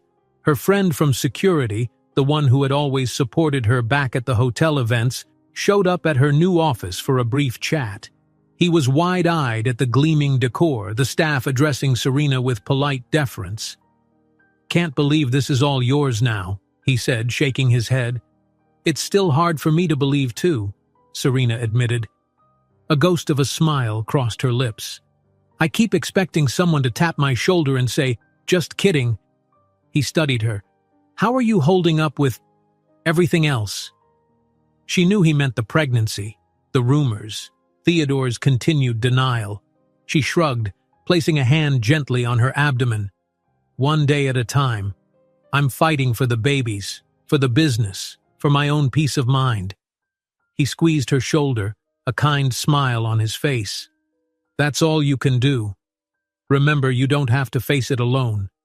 She gave him a grateful nod. But in her heart, she recognized that ultimately, it would be her who had to stand firm against whatever storms rose next. Storms came sooner than she hoped. Outside the tower one afternoon, she spotted a furious group of paparazzi clamoring around. She tried slipping through unnoticed, but one managed to thrust a camera right into her path. The bright flash sent spots dancing before her eyes, and she stumbled, momentarily blinded. In her fluster, she lost her footing, just enough for a bolt of panic to surge as she felt herself tipping forward. Before she could hit the pavement, a firm hand grabbed her elbow. She blinked through the chaos, finding Theodore's face inches from hers. He'd somehow appeared in the crowd, pushing aside photographers to help steady her. For a heartbeat, they stared at each other. Around them, shutters clicked non-stop, capturing a moment that shimmered with tension. "You okay?" he asked, tone clipped but laced with concern. She nodded, breathless. "Fine," she managed, searching his features. He looked exhausted. She wondered if he'd been dealing with a crisis of his own. Reporters surged closer, smelling drama. Theodore tightened his grip on her arm to guide her inside. They reached the safety of the lobby, where the building's security hurried to lock out the mob of photographers. Once enclosed in the quiet hush, Serena steadied herself, stepping back to create distance from Theodore. He raked a hand through his hair, frustration etched in his eyes. "They've been hounding me too," he admitted, voice low. He gestured vaguely at the swirl of rumors that dogged them. "It's out of control." She swallowed, remembering his accusations. "Well, maybe if you hadn't shot me down when I tried to tell you the truth, it wouldn't have escalated like this." He narrowed his gaze, looking torn. "I still don't know if your truth is real. But everything else has gotten so messy, it's impossible to see clearly." He cast a glance down at her abdomen. "I do know that if you really are carrying my children—" He trailed off, unable or unwilling to finish the sentence. Her heart clenched. Part of her wanted to lash out again, to demand an apology. Another part wanted to pull him aside and show him the ultrasound images to make him see how real all of this was. Yet no words came. They stood in tense silence. Then, as if reminded of his own pride, Theodore stiffened, offered a curt nod, and strode out. She stared after him, unsure if his departure hurt or relieved her more. That evening, weary from the confrontation, she returned to her office and found a note from her assistant. It read, "Mr. H. Van Doren's office called, finalizing details for dinner with the family. They'll send a driver if you accept." Serena sank into her chair, reading the words twice. Theodore's father was pressing for an in-person discussion, presumably about synergy and the unborn children. She pictured a long table, silverware gleaming, the entire family present. Would they ambush her with lawyers, pry for details about the pregnancy, or belittle her inheritance as some flight of fancy? The thought filled her with a chill of dread and a flicker of defiance. Still, after a moment she set the note down, deciding she had to confront them eventually. She wouldn't be bullied into silence or denial. If the dinner was the way to hash out the future, so be it. She'd walk in with her head high, determined to speak on behalf of herself and her babies. Late that night, she leaned against her bedroom window at home, the city lights shimmering like a promise of both beauty and chaos. She held the dinner invitation in hand, running her thumb over the embossed lettering. Her mind drifted from the swirl of rumors and confrontations to the sense of purpose she'd found in her new business responsibilities. The pregnancy, though terrifying, also fueled her with a fierce, protective energy. Outside, a siren wailed in the distance. In her living room, a table stood piled with documents, financial summaries, hotel property maps, and a growing list of philanthropic ideas she'd begun to cultivate in memory of her uncle. Despite the avalanche of obstacles, she felt a spark of pride. She wasn't the timid, starry-eyed coordinator they all thought they knew. She was more. And if Theodore's family sought to challenge that, she was ready. As Serena stares at the dinner invitation, she reflects on the swirl of events, from being dismissed as a gold digger to sitting atop a business empire. She wonders what demands Theodore's family will bring, and whether she's ready to face him again. Serena arrived at the ornate gates of Theodore's family estate with her heart drumming loudly in her chest. She wasn't sure if the sense of foreboding came from the long, winding driveway flanked by looming trees, or the fact that she was about to sit down to dinner with people who seemed to despise her very existence. The driver who'd been sent for her, an older man with a courteous smile, pulled to a stop under a grand portico lit by golden lanterns. Through the car window, Serena glimpsed the massive facade of the mansion, its windows glinting with the promise of a formal and potentially treacherous evening. As soon as she stepped out, a uniformed attendant appeared at her side, ushering her toward the double doors. She smoothed the fabric of her simple yet elegant black dress, determined not to appear rattled. Each step seemed to echo along the polished floors of the entrance hall. A crystal chandelier dangled overhead, its light casting shifting reflections on white marble. Standing there, at the threshold, she reminded herself of why she had agreed to this gathering in the first place: the babies. Whatever her feelings about Theodore or his family, she owed it to her unborn children to at least attempt dialogue. A steward led her through a hallway lined with portraits, grim-faced ancestors in gilded frames, and announced her arrival at a formal dining room. Inside, Theodore's father stood at the head of a long table, richly set with fine china and gleaming cutlery. He inclined his head in a greeting that was polite yet distant. Theodore himself was near a sideboard, adjusting the cuff of his suit jacket. His eyes flicked up the moment she entered, revealing surprise that she had come alone. No entourage, no protective friend, just Serena, steeling herself for whatever might unfold. "Welcome," Theodore's father said, gesturing to a seat near him. "I appreciate you accepting my invitation." Serena dipped her head. "Thank you for having me. I hope this discussion can clarify certain misunderstandings." As she settled into the offered chair, she noticed Theodore from across the table, observing her with a guarded expression. Though he'd saved her from falling at the office days before, he'd left soon after, saying little. Ever since, they'd communicated only through brief tense phone calls or second-hand messages. The air between them crackled with unresolved issues. Guests trickled in: his father's associates, a couple of relatives, and one or two business partners. Polite conversation broke out as they took their seats. When dinner was served, the table filled with tantalizing aromas of roasted vegetables, delicate sauces, and meticulously arranged plates. Yet Serena found her appetite lacking. The tension made her stomach clench. Theodore's father made the first move toward diplomacy. "My son mentioned you've inherited quite a substantial empire from your late uncle. Congratulations, though I'm sorry for your loss." His voice held a formal courtesy but lacked warmth. "Thank you," Serena replied. "I plan on honoring his legacy. I'm still adapting to the role."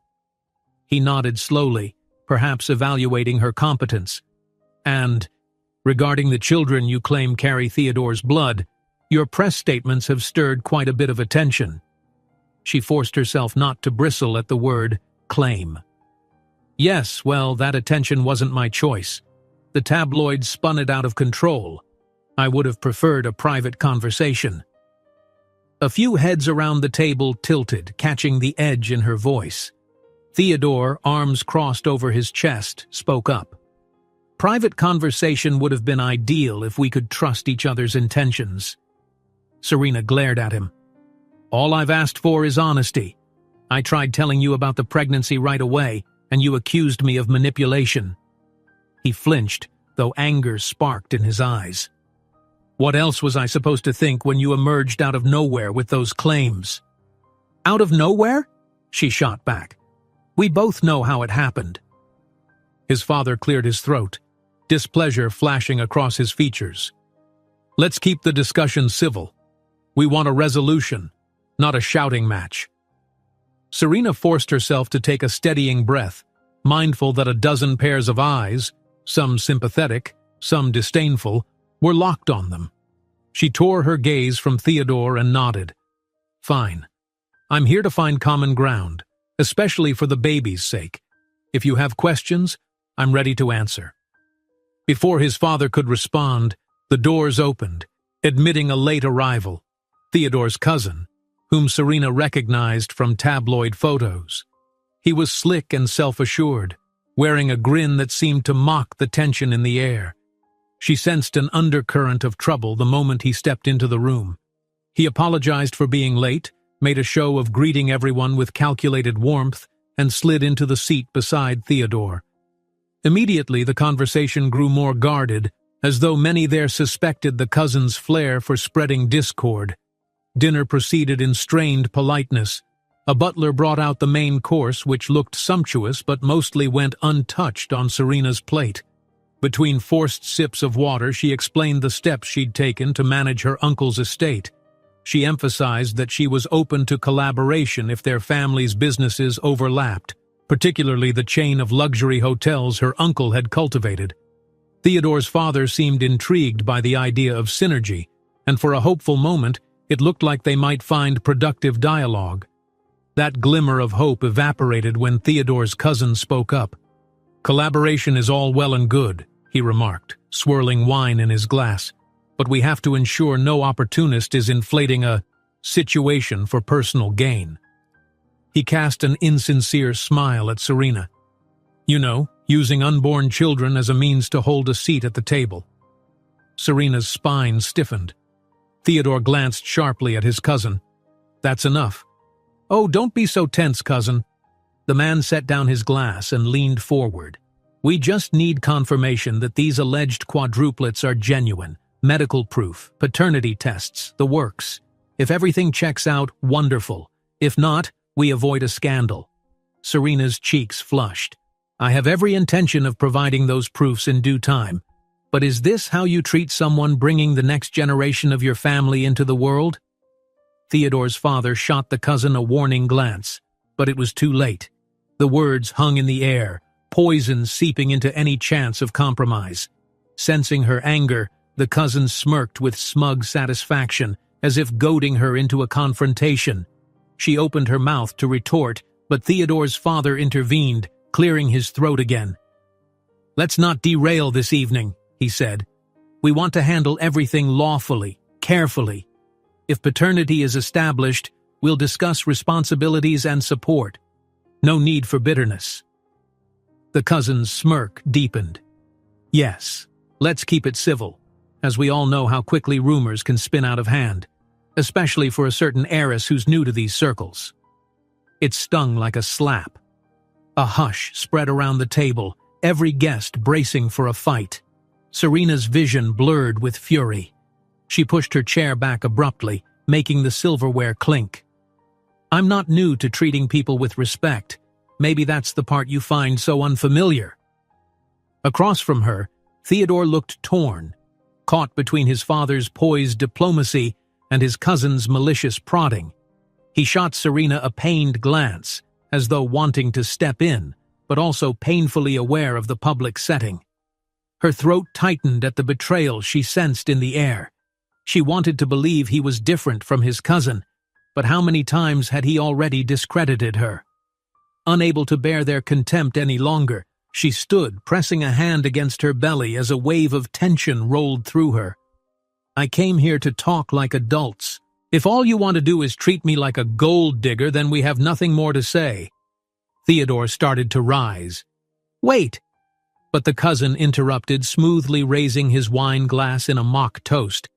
"That's a pity. We were just getting to the heart of the matter." Serena felt hot tears burning at the back of her eyes, though her fury outmatched her pain. She forced her posture rigid. "Good night," she managed. Without another glance, she turned on her heel and strode out of the dining room. As she left, she heard a scrape of a chair, followed by Theodore's voice, low and vehement, confronting his cousin. She didn't wait to see if he would chase after her. The corridor's cool air bit at her flushed cheeks.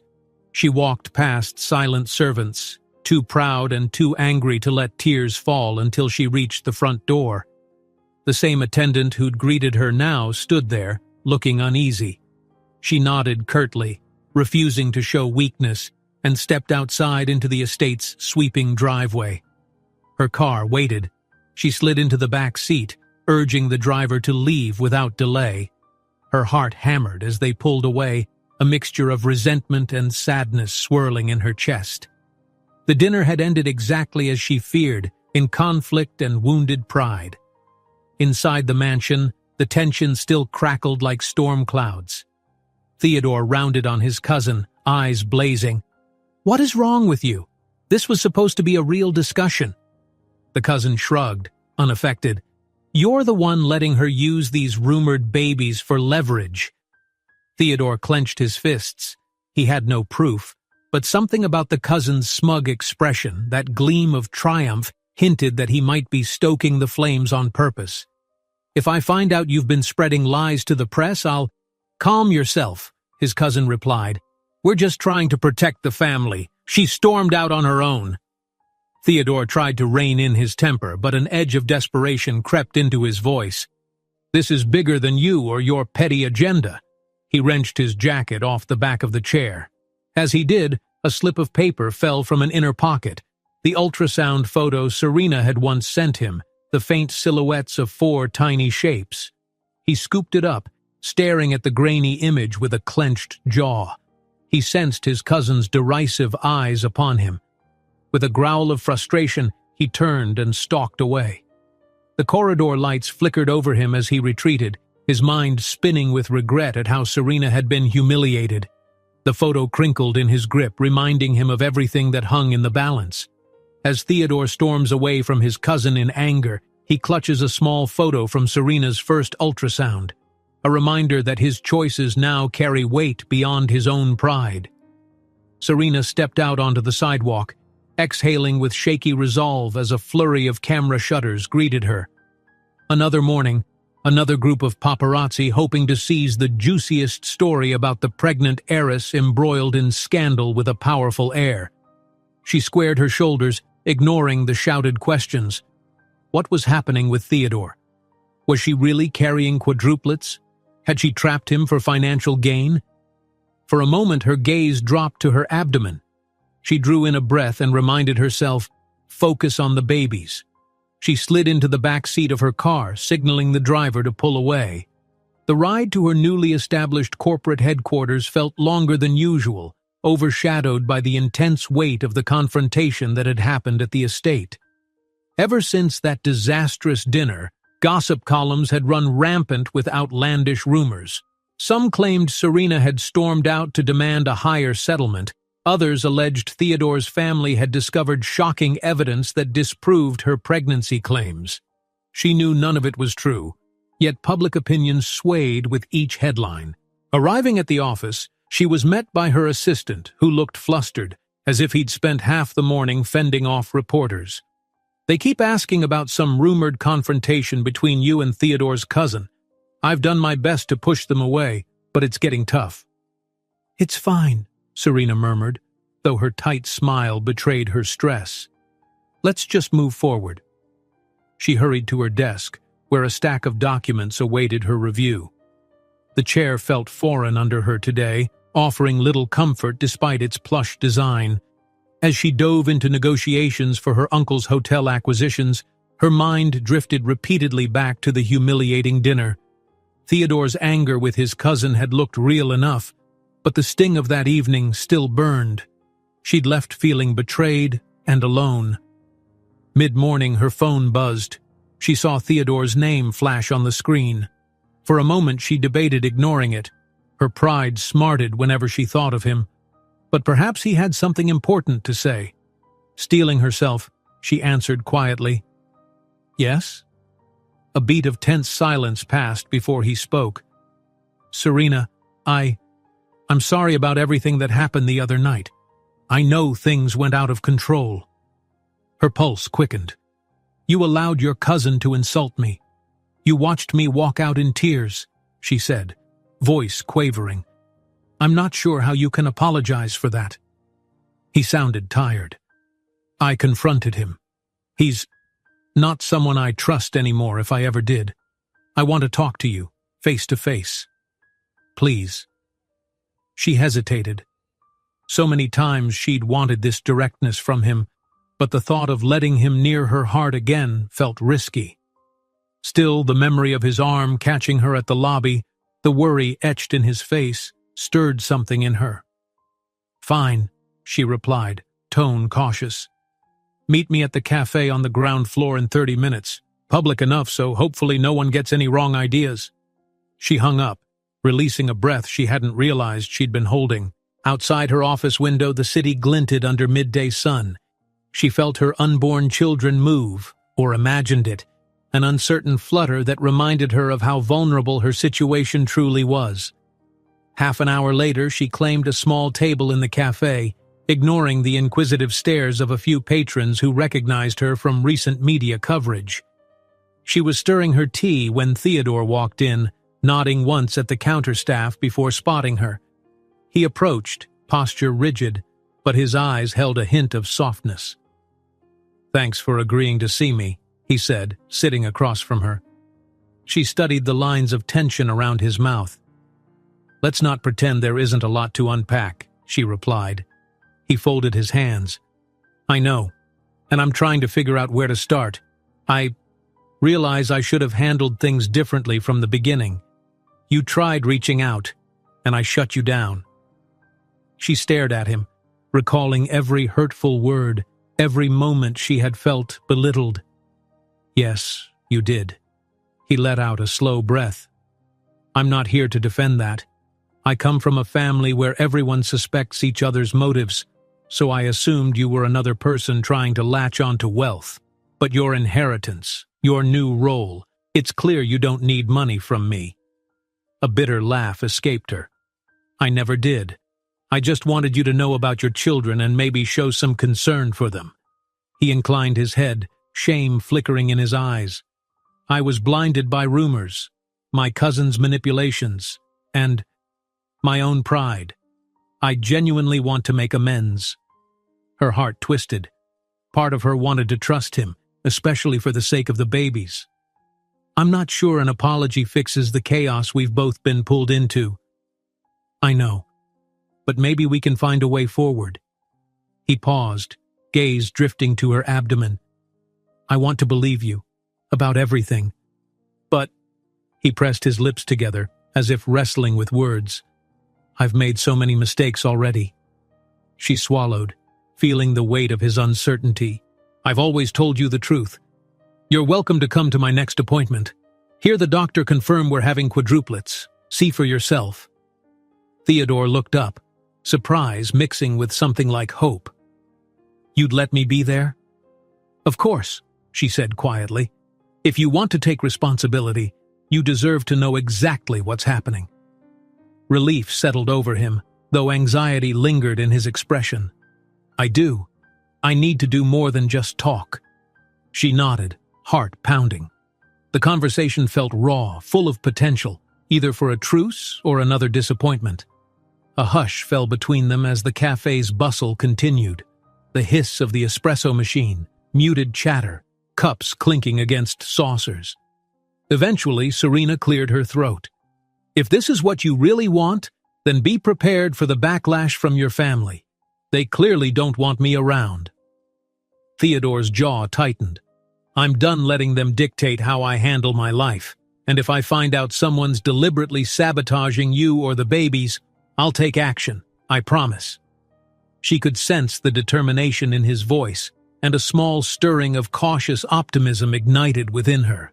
Maybe, just maybe, this was a step toward proving her children would have a father who stood by them. "All right," she said, finishing her tea. "I'll send you the date and time of my next appointment." He nodded, and for a moment they sat without speaking. She felt overwhelmed by the fragile peace that had settled. Though they hadn't resolved every conflict, a door had cracked open for some kind of understanding. Theodore left soon after, a tense expression crossing his face when a paparazzo outside snapped a quick photo. She watched him depart, hands shaking slightly as she realized how important this meeting might be. That afternoon, at her office, she immersed herself in the day's tasks, hoping to quell her turbulent emotions. Then, without warning, her assistant burst in. "You have to see this," he said, thrusting a tablet in her direction. A malicious headline blared across a gossip site claiming inside sources had discovered Serena's ultrasounds were fake. The article accused her of hiring a private technician to forge medical documents, painting her as a master manipulator. It was slanderous, completely untrue, and possibly very dangerous to her reputation. Her assistant murmured, "I heard from a colleague that Theodore's cousin might be behind this. The timing is too suspicious." Her stomach twisted. Could this be the sabotage she'd feared? If so, it arrived precisely at the moment Theodore began reconsidering her sincerity. She imagined how it might appear to him. If he saw this article, would it fuel his old doubts? Anger simmered within her. "Enough is enough. I'm contacting my lawyers about a defamation claim," she said, voice shaking. "This can't go unchallenged." She spent the next few hours drafting statements with her legal team, determined to disprove the lies. However, the mental toll weighed heavily. By early evening, she was lightheaded and physically drained, her chest tight with anxiety. She realized she'd skipped lunch again. Despite reminders from her staff, she found it hard to pause when faced with constant attacks. Night fell, and she finally decided to leave the office. As she stepped out of the elevator into the lobby, she found Theodore waiting there, arms folded. He looked uneasy, as though uncertain if he was welcome. "I saw the headlines," he said, voice grim. She stiffened. "And you believe them?" He shook his head. "No. I came to tell you I've also spoken with an attorney. My cousin might be responsible for feeding these rumors. I won't let him destroy your name or drive you to a breaking point." A tremble of relief coursed through her. She nodded. "Thanks. I was worried you'd side with him again." His eyes flashed with regret. "I'm not going to lie, it rattled me. But I remembered our talk at the cafe, how serious you were. I told you I'd stand by you if I found proof of sabotage, and this is looking more and more like it." She led him outside, stepping into the cooler night air. Reporters hovered by the building's entrance, snapping photos, but security kept them at a distance. "I'm so tired of fighting," she admitted, dropping her voice. "I'm carrying 4 babies. The stress it's too much." He gently touched her shoulder, concern evident in his eyes. "Let me help. Come on, I'll drive you home." For a change, she accepted. His car was parked discreetly nearby, tinted windows shielding them from the press. As they navigated the streets, Serena pressed her palm to her abdomen. She felt faint nausea creeping in, her breath coming shallow. "I need to eat something. I've barely had a real meal today." "Let's fix that," Theodore said, steering toward a quieter neighborhood. They found a small bistro with warm lighting, nearly empty at this late hour. The hostess recognized them but discreetly led them to a private booth without making a scene. Over a simple meal of soup and bread, Serena finally relaxed enough to let the tension unravel. Theodore quietly asked about the baby's development. She showed him photos from recent ultrasounds, tapping the screen to indicate 4 distinct forms. His eyes widened, his expression shifting between awe and guilt. "I can't believe I denied this for so long," he whispered. "They're so real." "You'll see for yourself at the next appointment," she replied, heart softening. She almost smiled. But just then, a new wave of tiredness crashed over her, and she pressed a hand to her forehead. He frowned in concern. "Are you feeling all right?" She forced a nod. "Just dizzy. Long day." He reached out, taking her wrist gently. "Let's get you home." They left the bistro, the chilly night air bracing. She climbed into the car, but halfway through the drive, her vision blurred. A spike of alarm shot through her. I don't feel right," she mumbled, breath shallow. Her fingers trembled, heart racing. The last few weeks of relentless pressure had left her body on the brink of collapse. "Serena!" Theodore exclaimed, pulling the car to the curb. He reached over, pressing a hand to her forehead. She closed her eyes, struggling to remain conscious. "Hang in there. I'm taking you to the hospital." Her world spun. Dimly, she registered the siren of an ambulance Theodore flagged down, the swirl of lights, concerned voices. Strong arms lifted her onto a stretcher. Time seemed to warp, fading in and out as paramedics assessed her. She heard Theodore insisting he ride along, his tone urgent, almost frantic. In the emergency room, the bright fluorescence stung her eyes. A nurse asked questions about her pregnancy, hooking her up to monitors. Through the haze, she watched Theodore pace anxiously, his face ashen. The beep of her own heart rate filled her ears. So many wires, so many faces. Fear surged. What if the babies were in danger? A doctor entered, murmuring instructions to staff. Blood pressure checks, IV fluids, cautious plans for immediate tests. Another nurse gently performed a quick ultrasound, scanning for any signs of distress among the quadruplets. Serena tried to steady her breath, but panic clawed at her chest. Theodore hovered, wanting answers. "Are they okay?" he asked, voice cracking with worry. The nurse looked uncertain. "We need to keep monitoring. Her blood pressure is elevated and stress levels seem very high. We'll do everything we can." Serena fought off tears. The swirl of hospital commotion felt suffocating, but Theodore's presence at her side was unexpectedly calming. He stroked her hair back gently. "I shouldn't have let it get this far," he whispered, a hoarse break in his voice. "I'm sorry." She pressed her lips together. There were no easy words for her fear, just the beep of the monitor, the hush of staff working to stabilize her vitals. Minutes ticked by like hours, each one a reminder of how fragile the unborn children were. At last, a doctor returned with cautious optimism. "We've got her blood pressure down a bit. The baby's heartbeats are holding steady, though we'll keep her overnight for observation. She needs rest, minimal stress, no more outside pressure if we can help it." Serena closed her eyes in relief. Theodore let out a long breath, leaning heavily against the side of her bed. The acute crisis had passed for now, but the deeper problems, family conflict, malicious rumors, the demands of her inheritance, still loomed outside these hospital walls. Anxiously watching Serena's pale face, Theodore realizes how much he stands to lose if the babies don't pull through. He vows to protect them, no matter what it costs. Serena woke to a hush so profound it felt as if the entire hospital corridor were holding its breath. Sunlight filtered through the blinds in thin stripes, illuminating the crisp sheets and the machines quietly monitoring her vitals.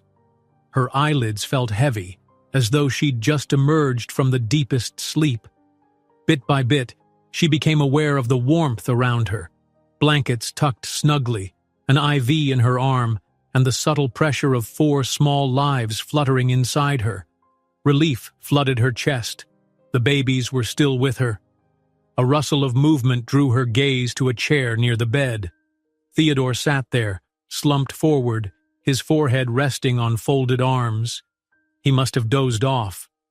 Dark circles ringed his eyes, speaking volumes about nights spent in vigilant worry. For a moment, Serena simply watched him. The usual aloofness she once associated with him was gone, replaced by vulnerability and exhaustion. Her heart softened. Tentatively, she shifted, causing the bed to creak. Theodore stirred, straightening in the chair, eyes blinking as if struggling to place himself. When his gaze finally locked on her, relief flashed across his features. "You're awake," he said, voice hoarse. He rose and edged closer to her bedside, almost hesitant. "The doctor said you needed rest, so they sedated you for a while. How are you feeling?" Serena licked her dry lips. "Tired," she replied softly, "but better than before." Gently, she touched her stomach. "And the babies?"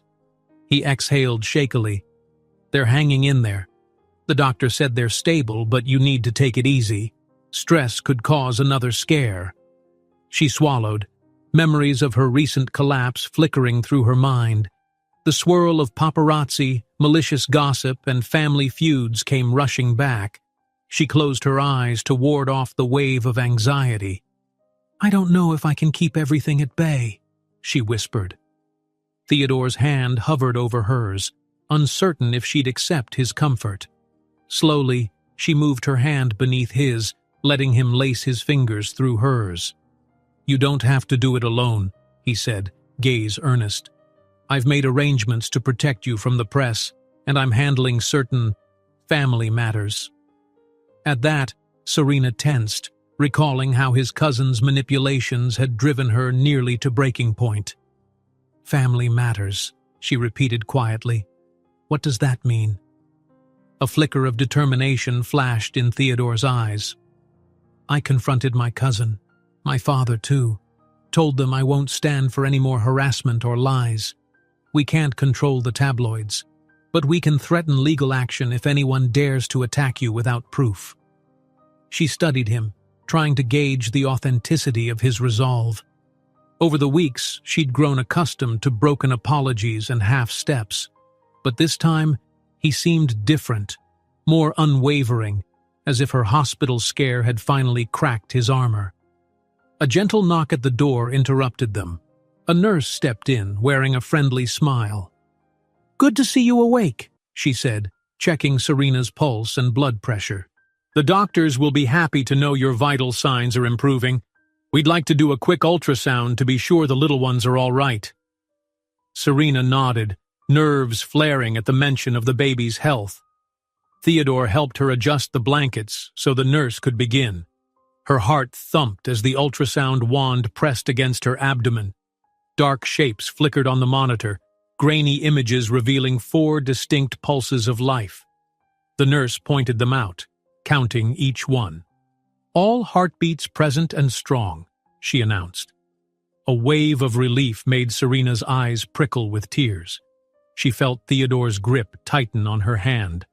On the small screen, tiny movements showed the quadruplets shifting, like 4 fragile miracles fighting to stay with her.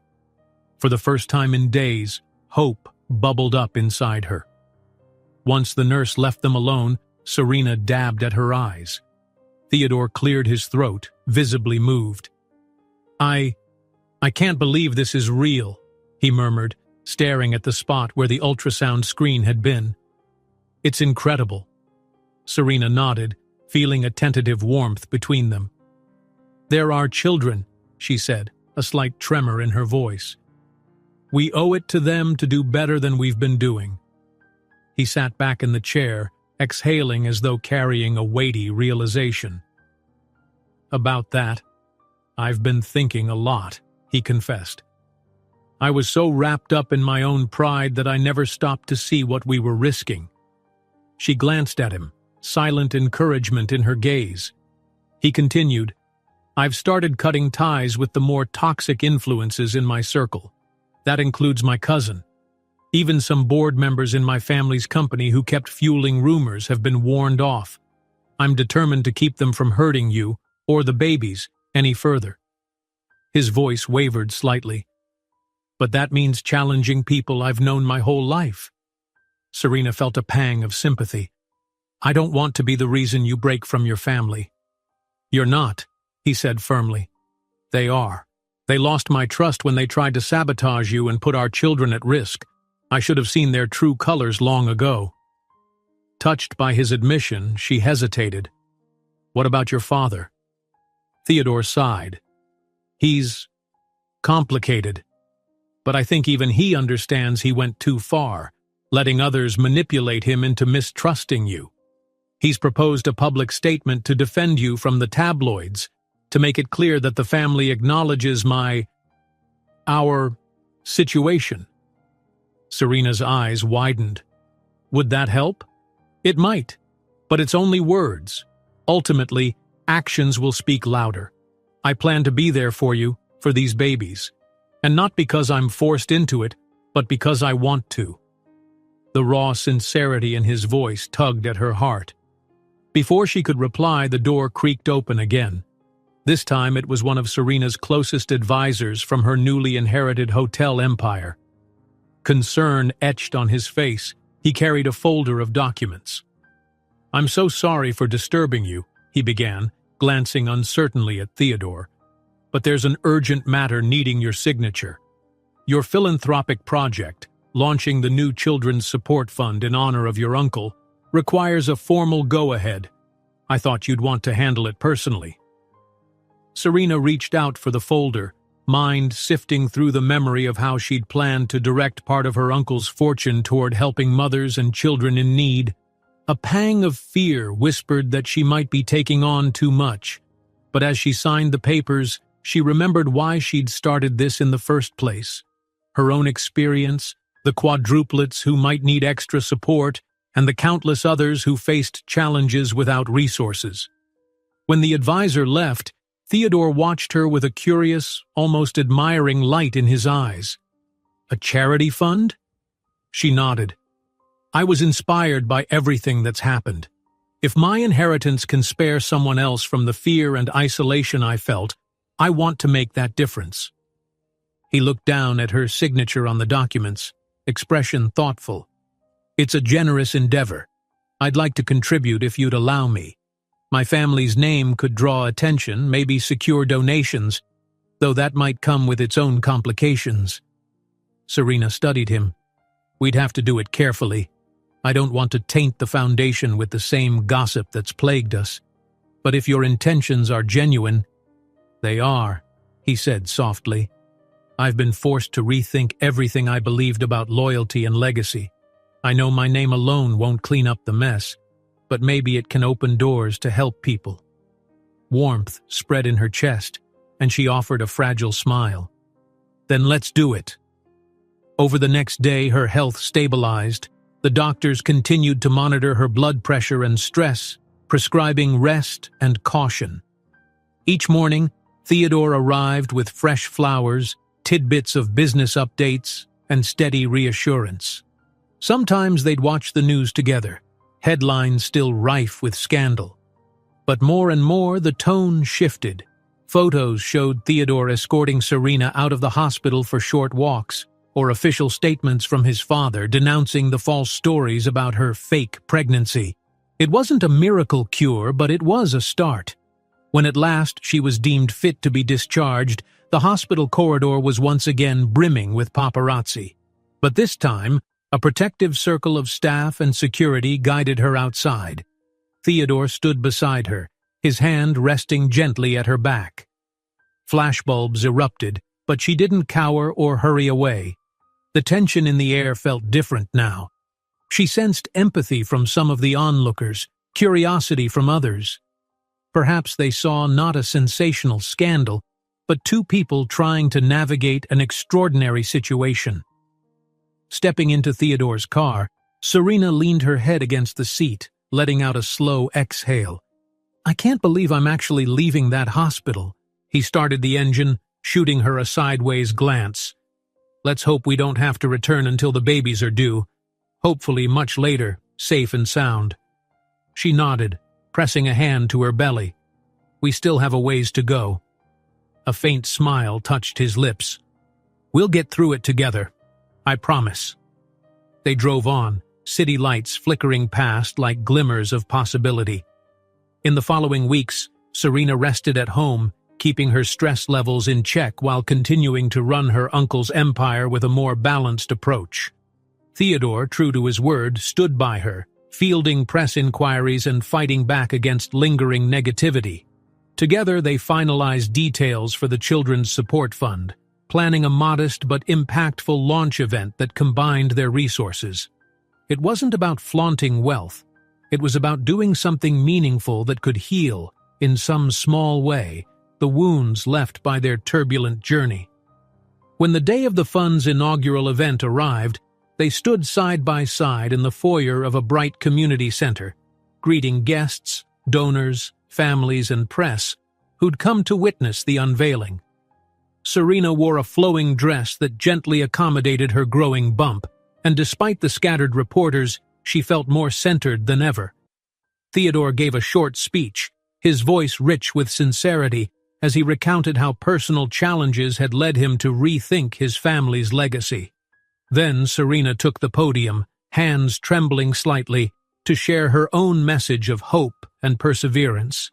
She spoke of trusting in love and determination, and how the quadruplets she carried reminded her of life's fragile yet astonishing potential. Applause swelled, and for the first time in a long while, Serena felt no trace of scorn in the crowd's applause. Instead, there was genuine support, even admiration. Stepping away from the microphone, she caught Theodore's eye. He mouthed, "You did great," and she smiled. Later, as they wrapped up the event, he guided her outside into the early evening air.